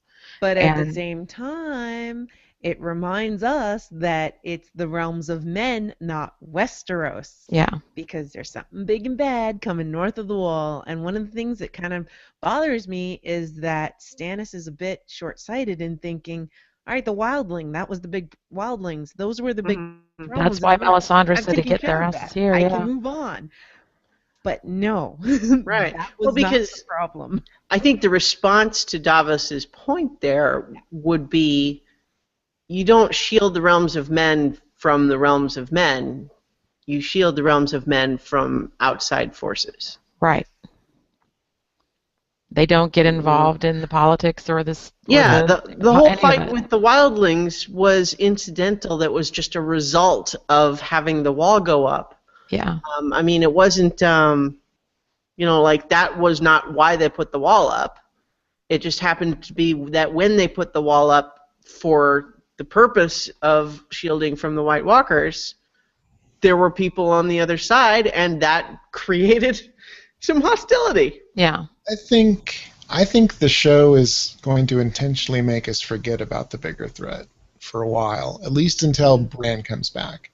I think they're going to make us forget that anything nasty's out there. Stannis is going to sweep through Winterfell and try to go back to King's Landing and all that. They're going to draw all the attention away. And there's another piece to that. Yeah. They're going to downplay it, and because I took what Davos' speech, "Shield the realms of men," meant you need to get involved in the politics, because just protection of the wall isn't the only danger to the realm of men, and you need to get involved and protect everybody from themselves too. I think that's an interesting thought, but here's why I disagree with you a little bit. I agree that I don't think they're going to make that the A plot necessarily, but I don't think they want us to forget either, because I feel like from a storytelling perspective, what they want to do now is to just continue to make this situation that Jon is in as complicated as possible, right? He's got to have as much pressure coming from both sides as possible. And I think one of the best ways to do that is keeping the wildlings on the other side of the wall is the simplest solution, unless there is a powerful motivating reason not to do that, right? And so I think if they ratchet up the pressure of the White Walkers a little bit, that is more reason to maybe try to bring the wildlings south, at which point you have to deal with having the wildlings south. Yeah. So that's my speculation. You might be right, but that's why I think it, getting a mid-season bump of, oh yeah, those guys are up there, is probably... Well, every episode so far this season, they have very carefully, specifically limited the view, and I can't remember what it looked like before. I should go back and see what last season's looked like when Jon was out there with the wildlings or wherever. But I know that they are so tight on it now that you don't see anything but white beyond the wall, and you only see Castle Black as it's, it was being rebuilt kind of a thing, and then it immediately zips away. So I think there's a little bit of truth to, or at least I agree a little bit with Chooch, is that they're trying to make us forget that there's anything else going on for right now, because there's so much going on in Bravos with Arya. We didn't even get any Dany this week, did we? No. Yeah. So that'll be. It was still a very full episode, though. Yeah, I don't think they're going to bring our attention north of the wall until Dany makes her way towards Westeros. So she comes peeling in on a dragon. It Like still Bugs Bunny. bothers me that we never went north of the wall in the opening credits. That's all I'm going to say, because I don't want to go into anything else. But Well, yeah. it bothers me that we never went north of the wall, because I really wanted to see what they were going to do there. But, oh well. Like the Fist of the First Men might have been a Yeah. place to do Craster's that. Well, Keep, again, the Fist, where Bran ended up. I mean, there's so many little places. But I think that they're showing places that are like integral in the episode, though, because we saw Moat Cailin in the episode, we saw it on the map. So I think there's no reason to show us anything beyond the wall, because that would tantalize us and make us think that we were going to see that in that episode. But and I think that they're the giving episodes very that targeted. we were north of the wall is what I meant. Yeah. When we were north of the wall, we never went north of the wall in the opening credits, and I think we should have. And we had ample time, but now it doesn't make sense. But I agree. On the maps of Westeros that we have from the books, anyways, from the texts, how much? There was detail, but there wasn't a lot. There were like Fist of the First Men and things like that, like landmarks, but there wasn't a lot of detail out there because so much of it was unmapped. But yeah. As you go, you get a little bit more and more. Each book you get a little more of the north of the wall. Of course, but yeah. I do think that at some point we see as far as Bran goes. So, and there's definite more. Well, Bran's ahead of me, so don't spoil me. I'm not spoiling you. Just what's in the show. Yeah, we also can't really spoil any more for Bran, because pretty much show Bran is caught up with book Bran right now. Yeah. Let's stay cozily ensconced in Castle Black and have dinner. Oh man, this is a big moment from this. I remember reading. We're jumping ahead, but okay. Yeah. Here. Yeah. So Go for it. something's up with the Meister. He's not feeling well. That's don't like to hear that.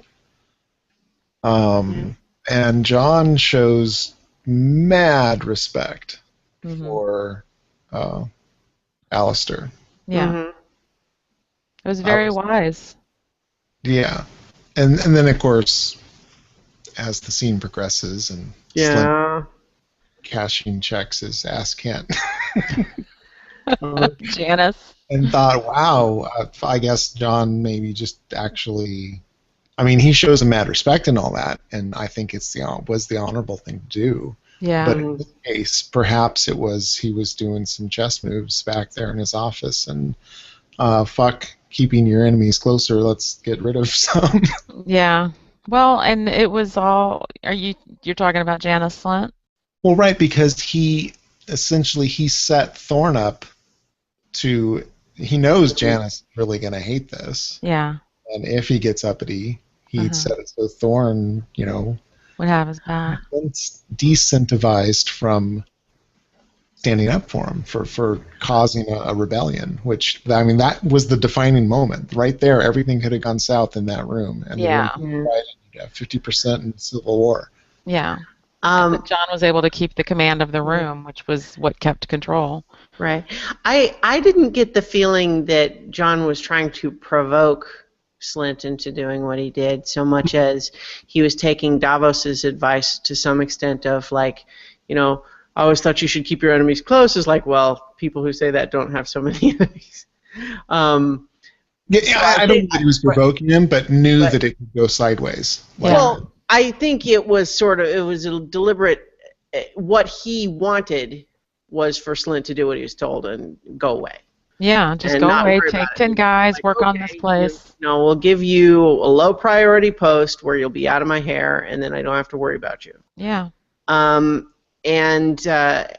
of course, once Slint just, made a big deal about it, at that point, John was just like, yeah, I can't have this. And you know what? I honestly am sick of your shit. We're all sick of Slint, man. Yeah. And I think even, it's one thing to consider whether, Thorne actually turning on Slint too. It's like, is there a little bit of just he got pacified, so now he doesn't care? But I think there was also an element of just finally recognizing, you know what, you really are kind of just a toady that was just trying to climb up the ladder, and you are not respecting what you were all about the rules and law and order and following the code and everything when it was all about trying to punish John for these petty things. But now you're disobeying a direct order. That's not okay. And plus, the way he behaved at the battle and, He wasn't doing anybody any good there at the castle, other than just being another meat sack to get thrown in front of attacks. Yeah, I think if the way that John's setting it up is he's making Alistair Thorne think he's going to put him in charge of digging latrines as like this petty thing, and you can see Alistair preparing himself for that. But I think if John had given him that task, Alistair would have done it. Because he respects the position of Lord Commander. Right. He respects the position more than the person. I think that Sir Alistair really believes in the Night's Watch. I agree. One of the reasons why he's had such a hard time with Jon Snow is that he didn't think he was worthy of the Night's Watch. And Sir Alistair was the guy training all the new recruits, so he was seeing all these people that didn't care about being a man of the Night's Watch and weren't doing it for the right reasons. And then you've got this little lordling who comes up here, and he thought that John was going to be essentially what Janos, I keep wanting to call him Janos because that's how I said it in my head, what Janos was, which is somebody who expects everything given to them because they're better than others. And so I think had he been put in charge of digging the latrines, he would have done it. And he would have rolled his eyes and been like, yeah, whatever. But he wouldn't have talked back or anything. And I think that him getting the position of First Ranger is not him being bought off. I think it's a wise decision in the show because we've got a lot less characters here. And he was definitely a good fighter, and he proved himself in battle, and we need a new first ranger, so who better than the guy that trained everyone? Yeah. That would be fantastic, and I think that Alistair was like, all right, this kid knows what he's doing. Unfortunately, John doesn't get to explain what he's trying to have Janos do. Yeah. But, you know, Alistair gets up, and I didn't think for 1 minute he was going to protect Janos, but they kind of have him stand in front of him and then step out of the way, because I'm pretty sure they're trying to make people think that he's going to defend him, and he's like, no, he's useless. Yeah. I think that Alistair was as convinced of John as Stannis was during this whole interaction. And we notice that John cut his head off himself. Yeah. Yeah, of course. Yeah. I almost thought the show was going to have John show him mercy and not do it. You know, I'm so glad that they didn't. as Stannis was watching the whole thing, I kind of had to feel like he felt one-upped because he only cut Davos's fingers off. You know, John like killed the mofo right there in front of him. Well, I mean, I understand he saved him with the onions and the food and all that stuff. I know. I was just making a joke. Yeah. The one thing that it reminded me last week of what Danny had to do with the former slave who killed the son of the Harpy, just because, in the sense that you can't give Janos Slynt mercy. You just can't, because that just undercuts everything. It's just going to show that you are someone who bluffs and then pulls back. It was a play the whole time, like Janos was saying. Oh yeah, he thinks he's going to scare me. You know? No, he's going to take your head. That's what he's going to do. Well, and plus he knows that Janos is saying this now because he like on there on the chopping block he's retracting because he's scared now. Yeah. And as soon as he's not scared anymore, he's just going to go right back to it. And he's worthless anyway. Yeah. He would have made life a living hell. Yeah. He would have made life a living hell for the 10 guys that went with him to try and strengthen up, you know, the other castle. Even if it was a shit job, it was a necessary job. It's their job. In truth, Janos is breaking his vows all the time. Yeah. This, I have friends in high places and you don't know who. No, you're a brother. You're nobody now. You're the Night's Watch. You are a brother. Who cares who your friends are? Your Yeah. friends. Besides, don't yeah. They sent you to the wall Yeah, you were sent north in disgrace. by Yeah, your that friends, too. the Lannisters. Yeah. But that's the whole thing. It doesn't matter why you were sent. You know, in the books of we've got this prostitute, this male prostitute, and we've got Janos, and they, you know, one says that he's got this great background, and one's got a really bad background. One's sent to the wall because of really not a bad reason, and the other is sent to the wall because he basically betrayed people and caused the death. Yeah. And it doesn't matter. You both start out exactly the same. Dolores Ed and Samuel Tarly, you know, one doesn't have a name and one has a huge name. They are the same, and that is so cool about the Night's Watch. That's why we love the Night's Watch. I mean, Aemon Targaryen, you know? I mean, bring it, man. You're Janos Slynt. Puh. Yeah. I was going to ask where people thought John's decision point to follow through was. Because it seemed to me that he was hesitating. The way I read it was, and I don't mean read it as in the books, but in the way I interpreted the scene was that he always intended to do it. Yeah. Like when he brought him out there, this was not a bluff. He was saying, "All right, you've done this. Now this has to happen."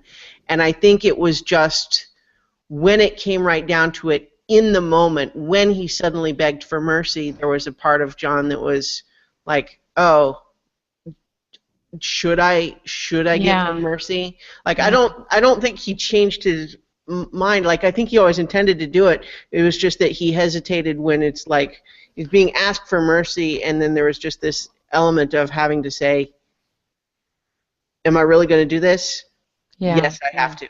One thing I think was that he said, if you have any last words, now's the time to say them. So I think partly he was just letting him say everything he wanted, and he was considering it, but I think it was respectful just to let him get it out. And I think he did hesitate, and then I was taken immediately back to the first episode where he is coaching Bran on how to watch Ned behead a brother of the wall that broke his vow. And he hesitates, and I related to that hesitation so immensely because I'm 46 later this year. And one of the things that I keep telling our eldest son, who's now a father, is, you know, if you're waiting for there to be a certain age where everything makes sense and you're sure that you're doing the right thing and you're following and you're doing things, you know, like you're supposed to, that moment never comes. I'm 45. I haven't had that moment. You know, it just, things change, you evolve, and you do different things. And I think that a lot of that is what happened with John, and he's become the man that he's in, and he's matured so much. And it's like you guys said, he would have lost so much command of being the Lord Commander if he had not followed through and done. I mean, he did what his dad did, but he knew the weight of it because of things that the wildlings taught him. Yeah, I agree. I think that it's his first beheading. It's the first time he's ever had to. Hey, and he did it in one. He did it in one. Well, Valerian steel and his cuts nice. It helps. It didn't take like 3 or 4 chops though, like Theon did though. Thank God. But again, Valerian steel, yeah, big sword, all of that, John. but also determination. Yeah. And he knew he had to do it.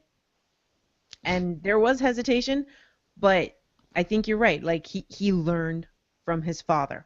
Yeah.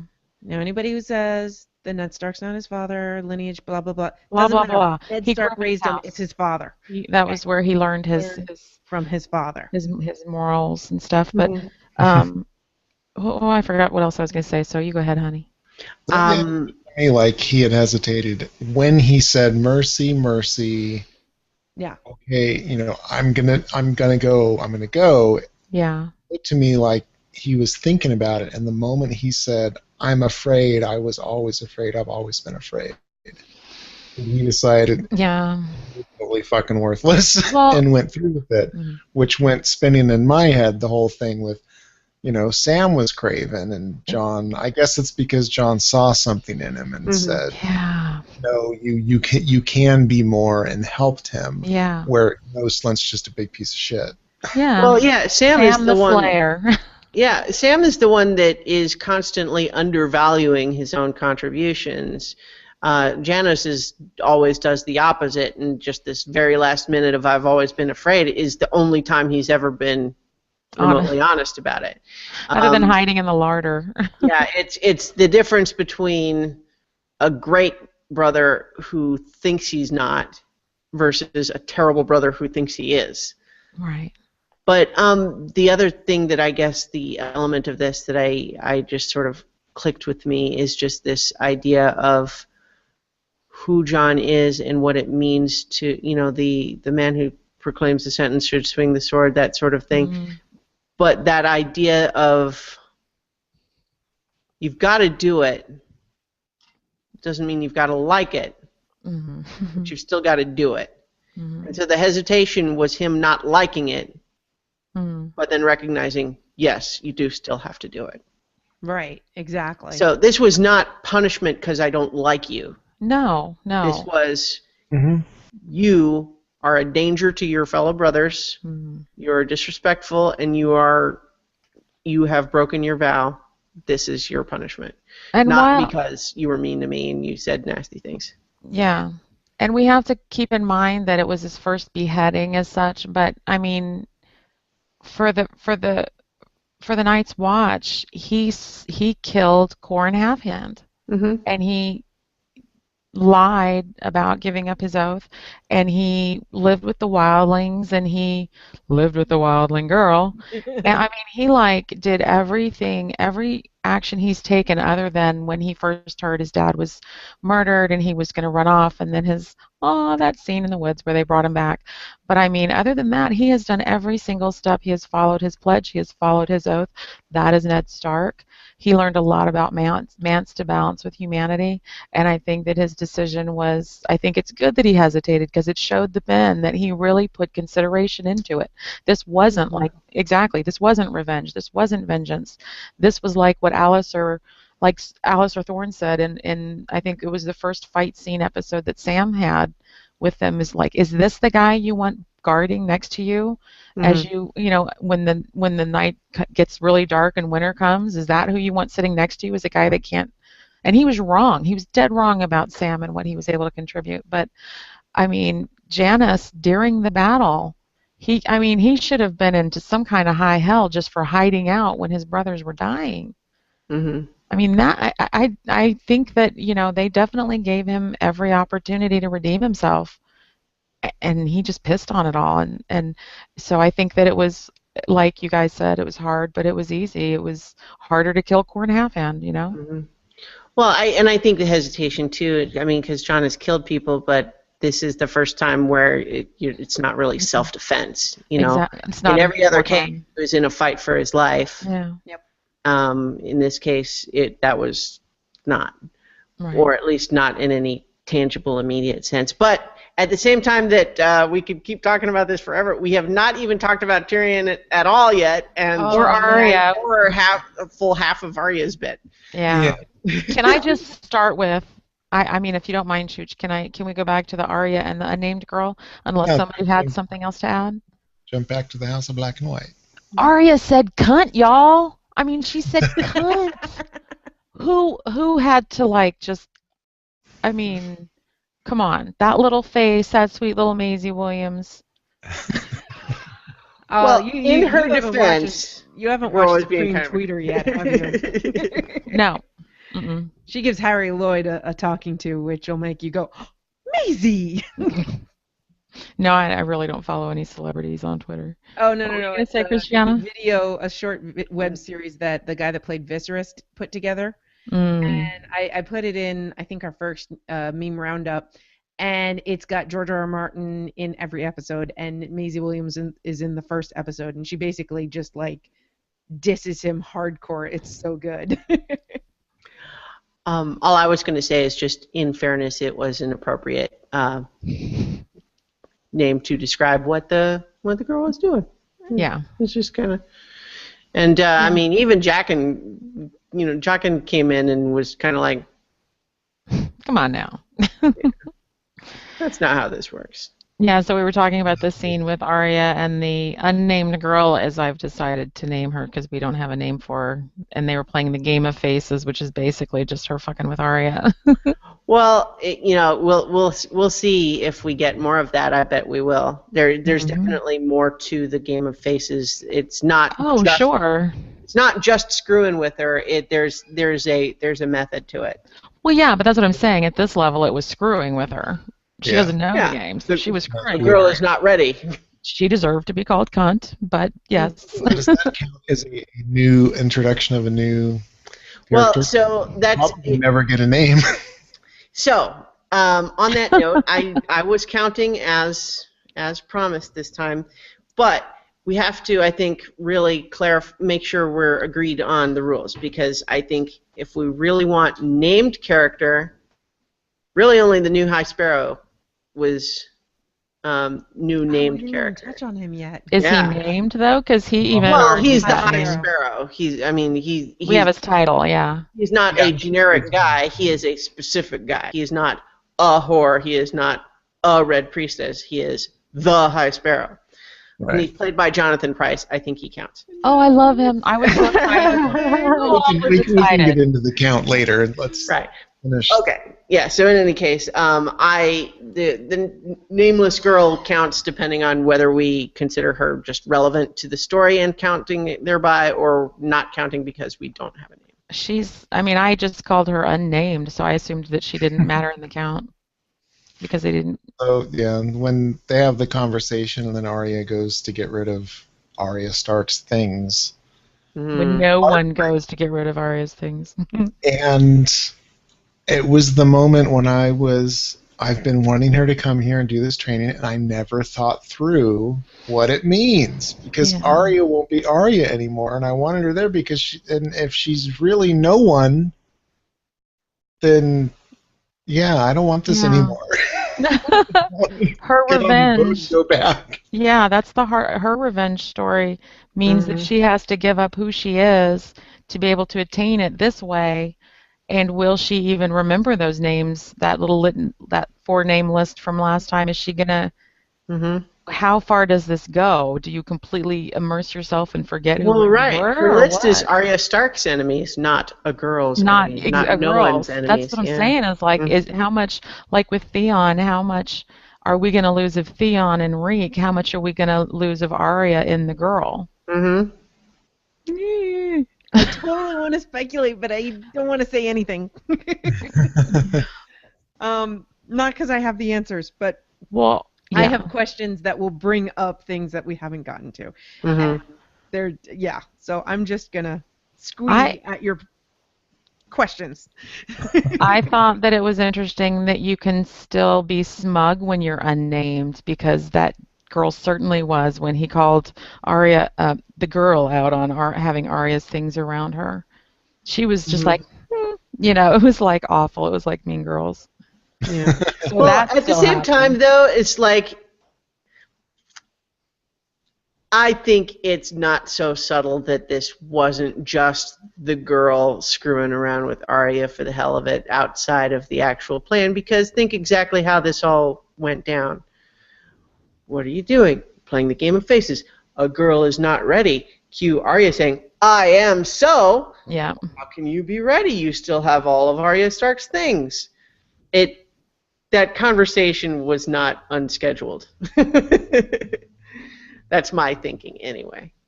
You could say it was just like, oh, it just worked out that way, but you could also say that that was a conversation that they were going to have at some Oh point. yeah, totally. Yeah. Yeah, it's part of being no one, is you can't own anything. Right. I'm just saying it's like I wouldn't be a bit surprised if it was not her just screwing around to be mean, but rather it's like, hey, here's what I need you to do. Go and screw with Arya, and then so she'll get mad and off balance, and then we can go initiate this conversation. So Chooch, where are you on Arya? I want her to go home. Okay, that's not going to Yeah, happen because Ramsay's there. We don't want her around Ramsay. Yeah. So I'm still this whole faceless god of death thing surely fascinates me, and so they're prepping the body for who knows what. Yeah. Something's gonna get weird. Remember when I said that I was really dreading this season? This is a lot of it. Her storyline. So yeah, my mind's just, what are they gonna do? What are they gonna do Yeah. with bodies? Maybe it has something to do with how they change faces. Maybe, I don't know, but they serve, and they only serve the god of death. And my cognition, death has no use for bodies. Once you do your business, that's just the vessel. It's gone. So yeah, There's an answer to that, but I don't know if they might just cover it still in the show, so Yeah. I won't get into it. I just thought that Arya, Maisie Williams, as usual. I watched this episode 3 times total, and I cried like a little baby every time, because in the House of Black and White, or White and Black, or whatever it's called, it was dark and it was scary, and it was very somber and stuff like that. And then it shows her outside as she's getting rid of Arya Stark's belongings, and we're watching painfully. She gives away the clothes that have gotten her across Westeros, and the money and the coin. And I swear to God, thank God. I mean, I was so grateful that they kept this true to the books, that she didn't throw Needle away as well, that she stashed Needle away, because I don't think I could have taken it. Even with Jaqen being the guy there instead of some total stranger that we don't know what his intentions are. We're hoping that Jaqen's intentions are good because he saved her before, but I mean, it was so powerful, and the backdrop that they had her on for when she was doing that part was so massive and so huge in scale that she looked like that tiny little girl from season 1, episode 1, running around with somebody else's helmet on as she's watching the procession come in, and she just looks so damn tiny again, and she hasn't looked that tiny in a long time. A little lip. She's amazing. When I was reading that scene in the books and the idea of her getting rid of Needle, I'm like screaming at my book, Right. let her not get rid of needle. It's like, read. Don't try. Yeah. John gave you that. Yeah, it was. We're not ready for you to be the girl yet. It was like the idea of losing one of my favorite characters, you Mhm. know, and essentially that's the whole point, you know, Yeah. because then if we lose Needle, then we really do lose Arya. Yeah. Not really know one. As we know her, yeah. Yeah. That was a hard scene to watch. Yeah. And Chooch is just looking at me like, crazy girl. I'm kidding. What He did was. you think about her saving Needle? Did it matter? It made me happy. I think it could screw her as far as training or whatnot because she isn't really dedicating to the Mhm. cop, you know. Yeah. Yeah, she is holding something back. Yeah. Mhm. But she got rewarded in a sense, if you want to call washing a dead guy a reward. Well, Because, you know. I mean, they decided it counted. If they were watching her, they didn't penalize her for Right. that element of it. The stuff was gone. Yeah. She wasn't surrounded with it. So at least it wasn't, I guess, within handy reach in case that girl starts being a cunt again. I think that's Like it. next time it's like, okay, hold on, stay right there. I'm going to be right back. It might take me 10, 15 minutes. I have Yeah. to just run out to the seaside real quick for a second. So you Hold stay my right there. sponge. Yeah. Hold my sponge. Not that it matters, because really it's one of these tiny little details that makes great flavoring for the books, but isn't really important for the show. In the books, that girl is like very weak and emaciated Mhm. because she survived a poisoning attempt when she was young. Mm. And I always thought that was an interesting detail. Which, Yeah. again, Yeah. great flavoring for a book. Too Mhm. much information for a show. Well, it's also, I think, I like the parallel of implying that this girl is perhaps like Arya or Mhm. used to be, Yes. Mhm. but has been doing this for longer. Yes. Right. And it makes sense that the questions that she's asking, like, what are we doing? What's going to happen to him next?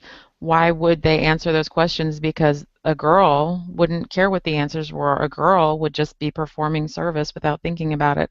You know, Valor to Hearth and all that shit. Wax on, wax off.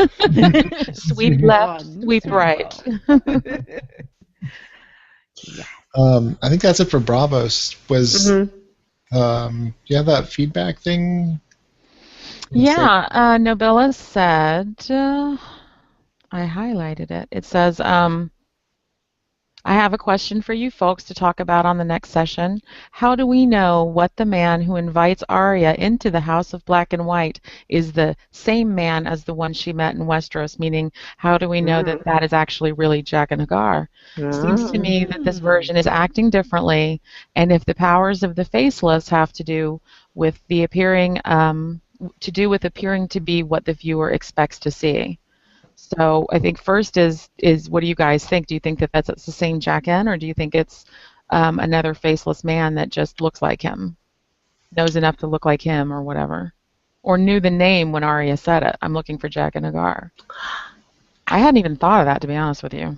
I feel like I have two different answers, and one is the outside the story meta answer, and the other is the in context answer. The outside the story meta answer, I think, is that that's probably more complicated than they're really planning to get with it. Mm-hmm. So in that context, I don't think that's what they're doing. I think it's they're going more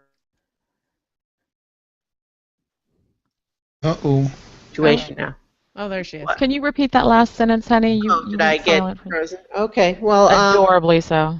Can you hear me now? I'm Yes. good again. Okay, so the in context or the meta answer is just I think that's it's simpler for them to just say nope, this is him. He's acting different because this situation is different. But the in context answer is we really don't know. But of course, I mean it's also true. Like in the books, it wasn't him.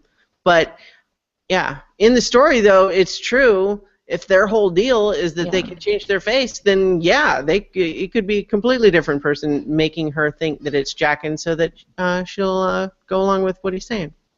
I watched it again after. I can't remember if I watched it 2 times after I saw the comment, or if I saw the comment after Chooch and I did our rewatch. But I saw it at least once since then, and I was really watching him and trying to remember and he's like the guy, and I don't know if it's just the change in clothing. I did notice that his body build is much larger than what we were used to from him.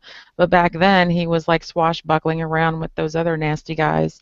And in this, he's wearing those huge robes, almost like Maester's robes. So I can't tell what's going on under that robe with him, to be honest with you. So end result is I can't tell if the body type has changed or anything like that. I don't know what they did in the book or if they ever will turn that nameless guy into Jackin or into Syria. We used to speculate about that a lot, even way back in the beginning of the series. But, it is an interesting, it's really interesting. So I'm kind of curious to see if that's something that happens either in the show later or in the book later. I think it's awesome headcanon. I love the theory. And I could go either way, but it's a great headcanon to keep up there. I am very fond of having headcanon. Canon is what is actually happening in a story, and headcanon is when you're a fan and you've decided things that have actually happened in the story, whether it's been said or not. And so that's, like, for instance, my headcanon, Jean-Luc Picard is Wesley Crusher's real father. It's a great headcanon. It changes the first few seasons of Next Gen, and all of a sudden you're, like, dying to see Picard interact with Wesley because it's so awkward, and now you know why. Yeah. But so this theory that Nobilis has is going up there. It's going into the headcanon, so thank you. So the second part of it was, I gotta put my glasses back on.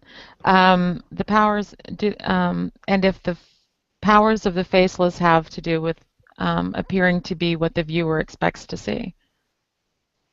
If the powers of the faceless have to do with appearing to be what the viewer expects to see, I may have mangled this copy and paste, but yes, not the television viewer, but the person that they're. So, in theory, two people standing each other could see. Two different people standing in front of them. Gotcha. Psychic paper. Psychic paper. Well, what do you think? I think would become obvious. People somehow people would figure that out, that they're not. Yeah, that they're not what the name is. Are we all looking at the same color green? Yeah. Yeah. People talk, so people, somebody describes somebody and they look different than. Yeah, that's true. But of course, the faceless man is typically not necessarily intending to hang out for an extended period of time. So how often do you have a conversation with, so what did you see that guy looking like? Yeah. So it may be that it could occasionally come up, but by then they will have done their job and moved on. But I'm thinking if you've got the ability to create a glamour, it has less to do with what you're projecting and what you're making the other person experience. Right. So while she may look like Jacques and Hagar to Arya, to the other girl, he may look like the black dude or someone else. So it's all whoever that the person viewing them is expecting to see. Yeah, I think all of that is interesting, and I don't want to imply that I don't think it's cool, but I also think it's potentially overcomplicating something that may well just be intended to work exactly as we see it. Yeah, I don't think the show will ever delve into any of it. No. Yeah. But they will delve back to King's Landing. Now, at the same time, I do like the idea that it's a subjective type of glamour, but we don't really have any evidence of that. All right. Anyway. Go to see some prostitute cosplay at the Smorgasbord. Wait, before we get there, can we save that for the last and just do a little talking about Cersei and the High Sparrow? Okay, yeah. Sure. Because I'd love to end on that scene. I would also like us to move things along. Yeah. I mean, I know I'm contributing to it stretching Knowing out, it's but we're already, yeah. Knowing it's half the battle. We said we love the actor, obviously. Mhm. What are, especially Chooch, what are your thoughts on this High Sparrow? What do you think of him now? You know, we saw his little sparrowettes, you know, take the High Septon, and then Cersei The goes in and sparrows. she speaks with him, and you see he's given up his shoes, he's given up his clothes, he's feeding people, and he's kind of down to earth. Yeah, well, it's clear why Tywin kept them out of King's Landing, because clearly they're going to stir shit up. But you think about stirring shit up, what they did, you know, they didn't kill him, they shamed him, they brought him out into the light. And I can see, from his standpoint, obviously, it's an affront to God. You affect me, you affect God. So, But but yeah, I mean, from what we're getting, seems like a decent dude. He's you know, living the meek lifestyle, and they didn't do anything overly violent. So yeah.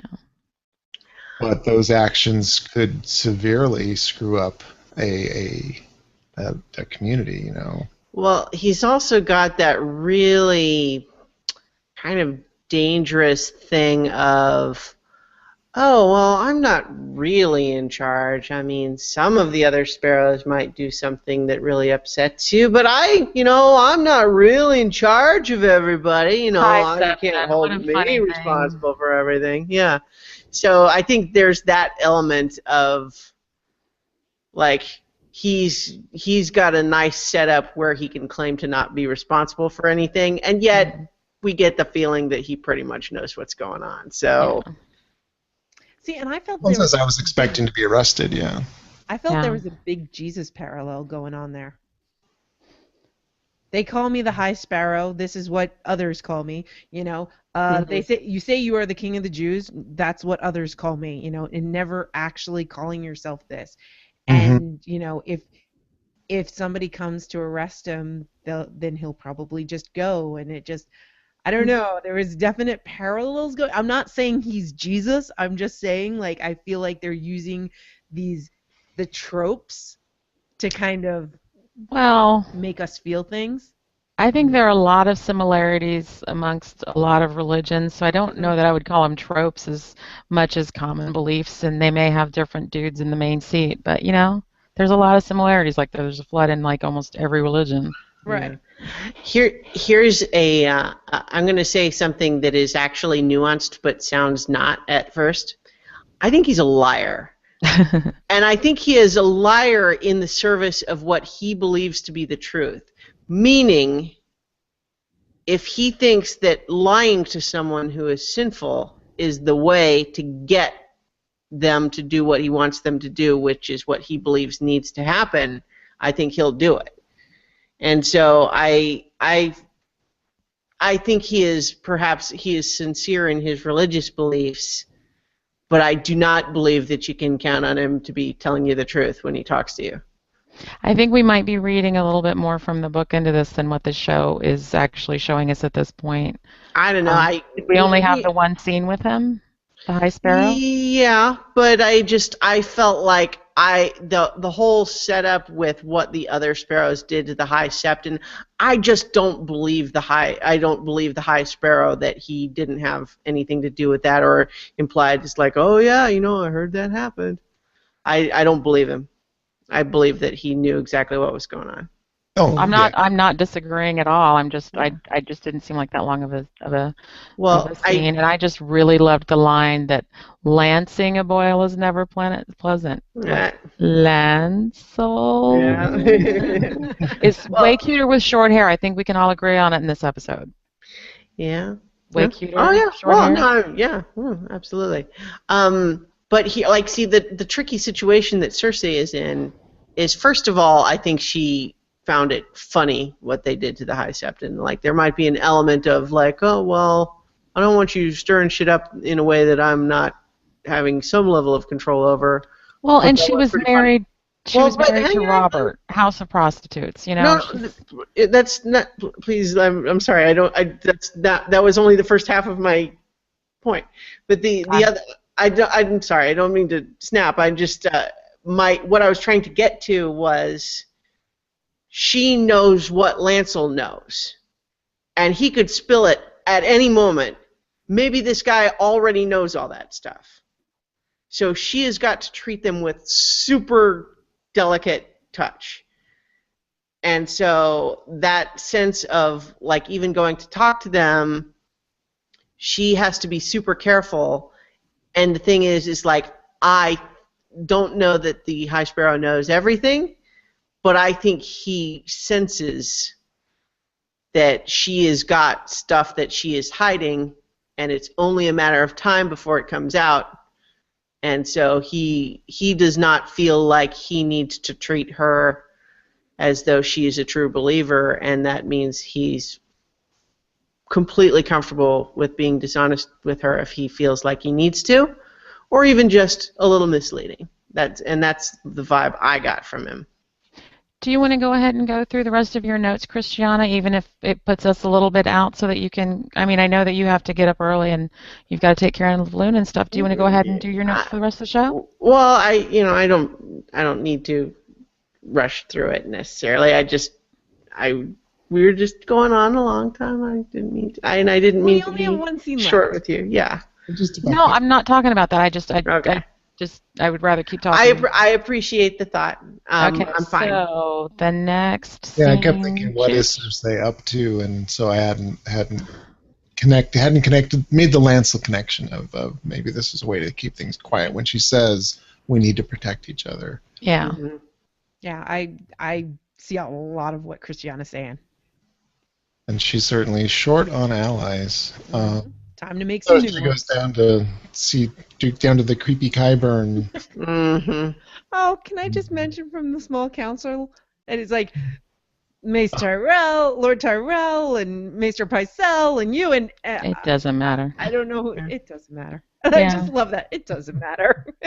Qyburn is so cool in the series. But at the same time, he's demonstrating that he's so much smarter than the other guys at the table because they were fighting over sitting closest to the people in power. And he's just like, I don't even have a name, guys. I don't matter. Okay. It's very High Sparrow. In my headcanon, Qyburn doesn't even particularly care about being on the High Council. Like he's there because Cersei wanted him to, but he's spending every minute in that room wishing he was back in his lab. I think he's I think he's just a student of life. I think he wants to learn everything. I'm not surprised that he's there watching and listening and observing because I think it teaches him more about human behavior, and Lord knows he's fascinated. Master. Anyone else that think he's looking at the High Septon like, future specimen. Totally Dr. Krieger. Yeah. Yeah. So that's got to be the mountain on Qyburn's table, right? Mm. Well, we last saw. Well, I think you just said what I know. I think that's pretty much what if that's what you think, then. It's certainly true that the last we saw of the mountain was him not quite dead yet, but poisoned, and nothing can be done except that he says, "Oh, maybe I think there can be something." So sorry. He's saying, well, he might not be the same. Yeah. Will he be weaker? Oh no. That's right up Cersei's alley. Yeah. Imagine what it looks like under that sheet, or who he's gonna be let loose on. Well, I think it's funny though because how many times did they change actors, and now they've got an actor under blank, and you can't even tell which one it is. Yeah. They kept swapping out mountains, and yeah. Nobody cares, just as long as he's big. As long as he's big, yeah.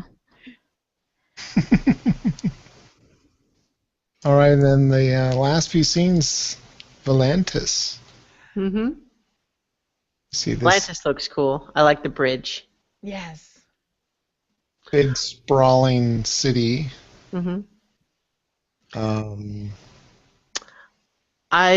One of the things that I really liked about this sequence was when Varys and Tyrion watched the Red Priestess, not merely just because of sort of reminding us that, okay, that's going on over in Essos too, but just the additional wrinkle, and this is a little bit like what I was saying about the dragons last week, is like The Lord of Light is a Danny backer? This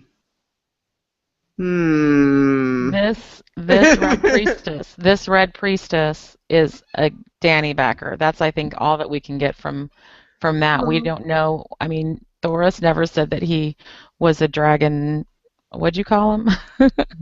Danny backer is what I Danny said. backer, yeah, a Danny backer. Thoros Just didn't she was know dragon. about Daenerys. Oh, I think everybody knew about Daenerys, didn't they? They knew that the two kids were alive and on the run. The Small Council knew of them, and Tyrion didn't even realize who what's his name? Jeez, Spider. Varys. There we go. I totally brain farted. He didn't even realize who Varys was bringing him to.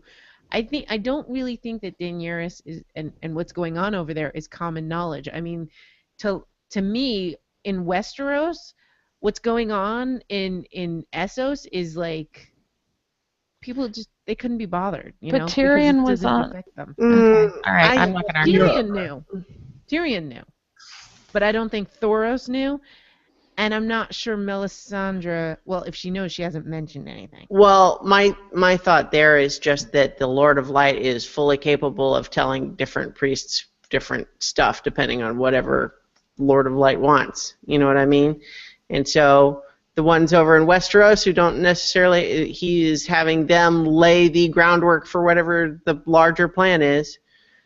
But it's also just this question. I see one of the things that I love just about the mythology of what's going on in this whole series is they clearly set up this idea of, well, there's the White Walkers. They're obviously bad, right? They're super evil. They like to kill babies and stuff. They're all frozen ice and zombies and stuff like that. And so what's their opposite? Well, the Lord of Light. All fire, and it's the opposite, and warmth and light against the darkness, and yet they're super creepy too, and you start to feel like, can I just abstain? Yeah. We just stick to the old gods. Yeah. It's the Vorlons in the shadows. That's awesome. So nice going, Tyrion, immediately getting spotted. Not that we know that she knows who he is or anything, but I think he is not fully internalized. He sort of talks about having lost everything, but he still if he can't be sort of his charming, witty self, like who even is he anymore after that? And so the problem is he just doesn't appreciate that there are people even here. Like he feels like he's lost everything and left everything behind. It's a little bit like what we talked about with Reek is, when you've separated yourself from everything else. And I think Tyrion feels like that's what's happened more than it actually has. And so that's why he underestimates that the danger, even though Varys is continually trying to insist to him. It's like, I am only letting you do this at all because I'm worried that you are going to do something stupider if I let you out of my sight. And so, yeah. Yeah. And of course, who should we find but someone who would be extra upset by a whore dressed up as Dany? Prostitute cosplay is sweeping the globe. Yeah, I thought those bracers looked familiar. So, Chooch, what did so what Jorah said when he grabbed Tyrion is, I'm taking you to the Queen. So, Viv tweeted something, I think, when we were watching the episode, along the lines of, Chooch has never made that sound at the end of an episode. It was pretty remarkable. I bust out laughing. He laughed like it was the funniest Amy Schumer or Broad City skit. They're going to the Queen anyways, and I now think I was completely wrong. He has not been raising an army. He's been at the bottom of a bottle. And crying and looking at prostitutes. now, she'll take me back. I got him. She'll take me back. So you think he's taking her to Danny? Oh yeah. I didn't think about it. Yeah. That was my assumption. Yeah. I think that's why the question was asked. Well, 'Cause remember, Cersei's offering a lordship, which would be a pardon. Oh shit. Yeah, I didn't think. Now it's not so funny, is it, my boy? No, but it was, I mean, I gotta give him credit. I laughed too, because it was just, I mean, they had just done the big shot of the huge city and all these twisty turns off the bridge and blah, blah, blah, and tiny little houses and big buildings and little, you know, it looked very like ramshackle kind of thousands and thousands of homes. And then they just happened to end up at a table 5 feet from Jorah. I mean, with a Danny cosplay hooker. It just is it was a little reaching, in my opinion. There's more than one brothel in Volantis. I think we can agree on this. that is still how it happened in the books. Similar, yes. It I wasn't don't- a Danny cosplayer. It was just somebody that Tyrion Well- was like, she looks a lot like Danny. The point that it was just a coincidence that they happened to show up at the same brothel that Jorah was at. But and then that he's able to sneak off and snatch Tyrion. I laughed too, I got to be honest with you. So when he laughed, I was like, yeah, that was the way. I think that was one of, I mean, Peter Dinklage was amazing. He always is. He loves pissing off those high walls. We know that. But I mean, Jorah just to me again seems like a sad romantic novel character that thinks he's the lead and the good guy. He is another perfect example of the characters in this series that believe the stories and think that the world should really work that way, and are constantly frustrated and disappointed when it doesn't. Yep. Without going into what happened in the books, because that's just not important, because things are different. I'm just really happy that Tyrion's interaction with the prostitutes is very different than what happened in the books, and I guess I should take back what I said about him not learning about Tysha and not getting so low, because I much preferred to see that than what happened in the books. Yeah. He is much more self-destructive in a way that harms others in the books. Yeah. So he's still Tyrion in the show, which is nice.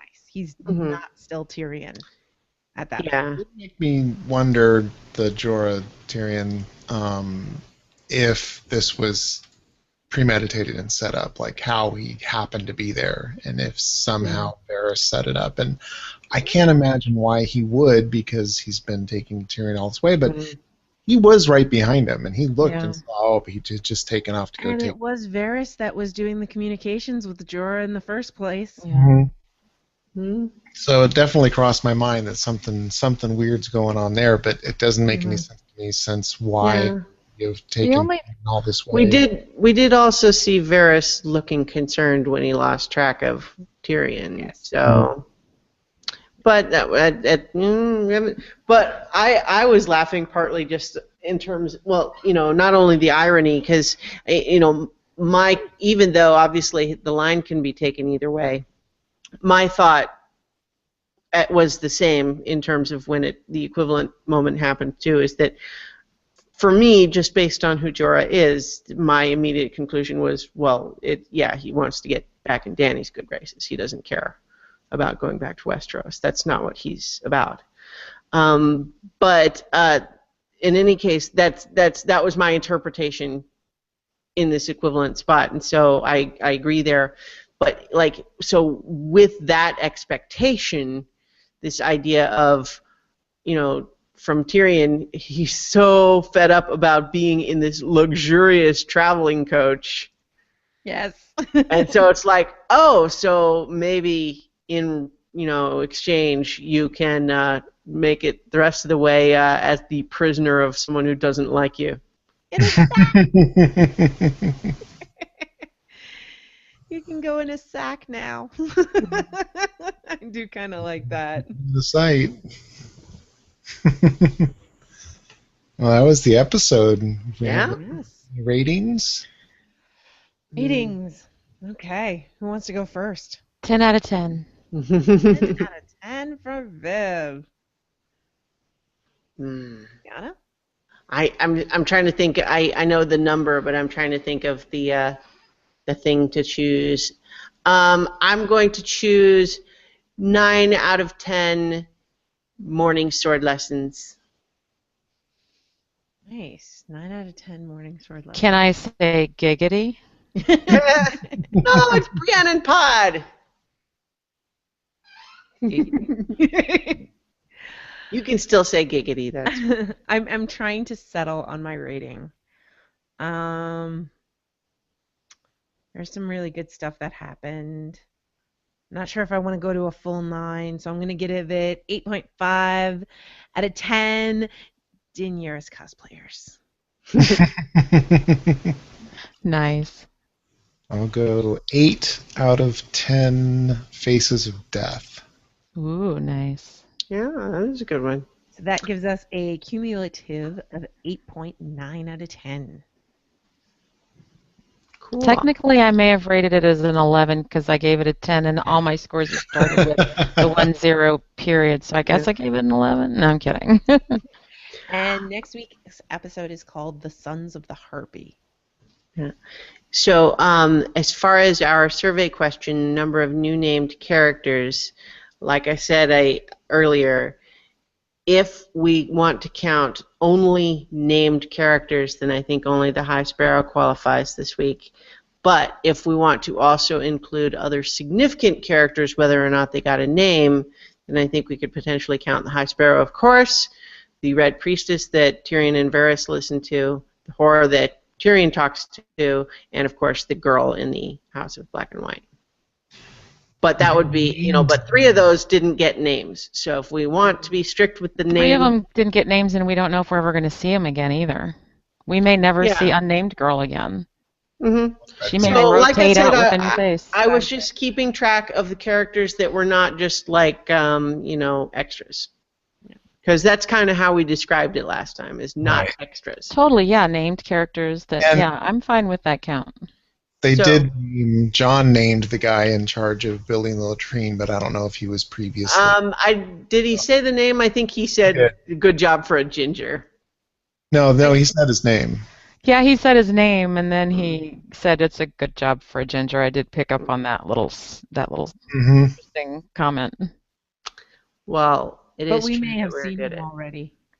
Yeah, that's my thought. Is I assumed it was somebody we already knew. I would think that the answer is 1. Yep. Chooch, you got an argument to throw down at Christiana on her count? Other than I guessed more, no. I guessed 4, so it would have been 4 if we had gone by my other less strict count. Anyway, though. Well, I mean, I went by the same rules as it had to be a named person's death in order to count on those counts. So, I mean, that's that's why I agree with Christiana's. Well, I was thinking though that just like whether or not it was someone we're going to see again or someone where we got the name, where I was just thinking it's like having an actual conversation, like being in a scene and not just a shot. But, having them interact with the main characters in a meaningful way. But at the same time, we did say named characters, and only one of those 4 got a name. Yeah, that seems fair. I was just checking the email to see if there were other